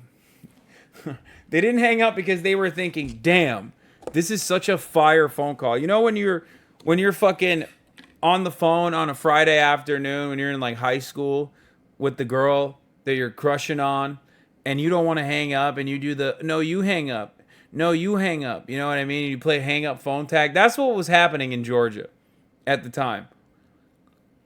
They were fucking booed up, dude. Okay? They were like, no, you hang up, sir, Mr. President.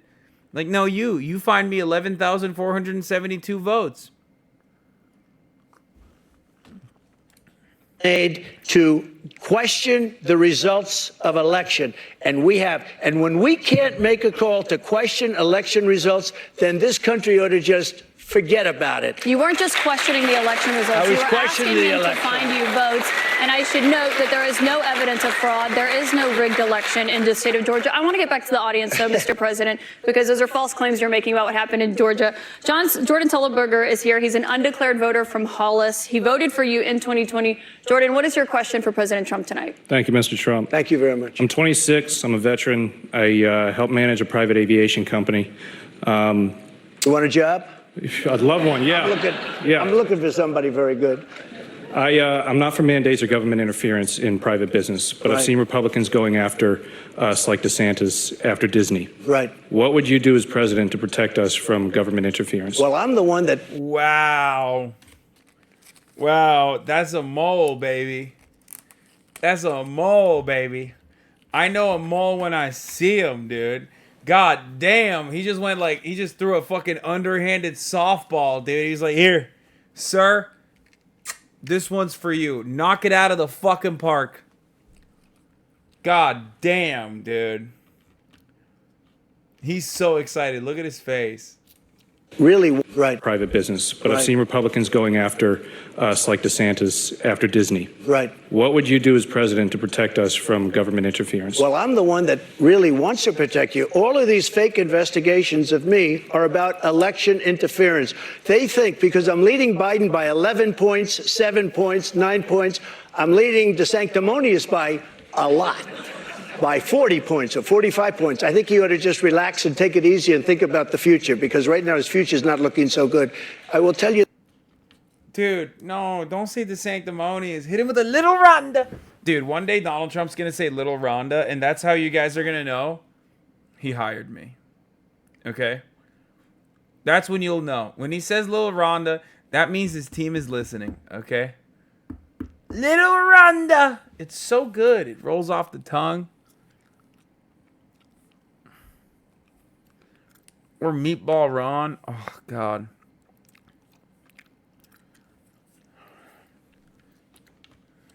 This, we are really putting it to Biden, but he's putting it to himself because the economy stinks, inflation is horrible, and the border is a disaster. And by the way he got out of Afghanistan was the single most embarrassing moment in the history of our country.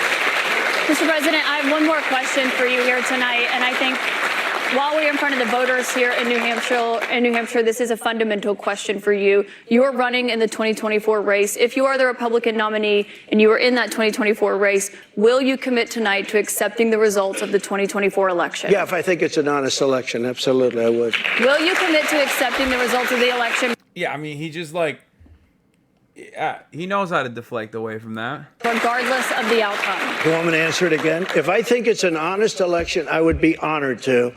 And right now, we are so far ahead of both Democrat and Republican. By the way, honest equals I win. That's what it. Honest equals I win. So if I win, yes, it's honest. So I will, of course, be honored to. If I lose, bye-bye. Obviously, it's fake. That's so stupid. If I lose, it's rigged. If I win, then I'll be honored. Republican. And you know what? If I don't win, this country is going to be in big trouble. It's so sad to see what's happening. But no commitment there on the accepting the results regardless of the outcome. If it's an honest election, correct, I will. Okay, so not committing to accepting the 2024 election results or acknowledging what happened in 2020. President Trump, I want to thank you for coming here tonight. This is an important conversation with voters to hear and to have. Thank you to our audience and to our host, St. Anselm College. CNN's coverage continues with Anderson Cooper and Jake Tapper. Wow, what a fucking disaster, dude. What a fucking disaster. Now, there was also voters in the town hall that weighed in on Trump's performance, and they gave him high marks. But before we move on to that, libs on Twitter were not happy. They were not happy with this town hall, which is understandable. Obviously, like, if you truly care about, like, Donald Trump not becoming president again, like, of course, like, this is really fucked up.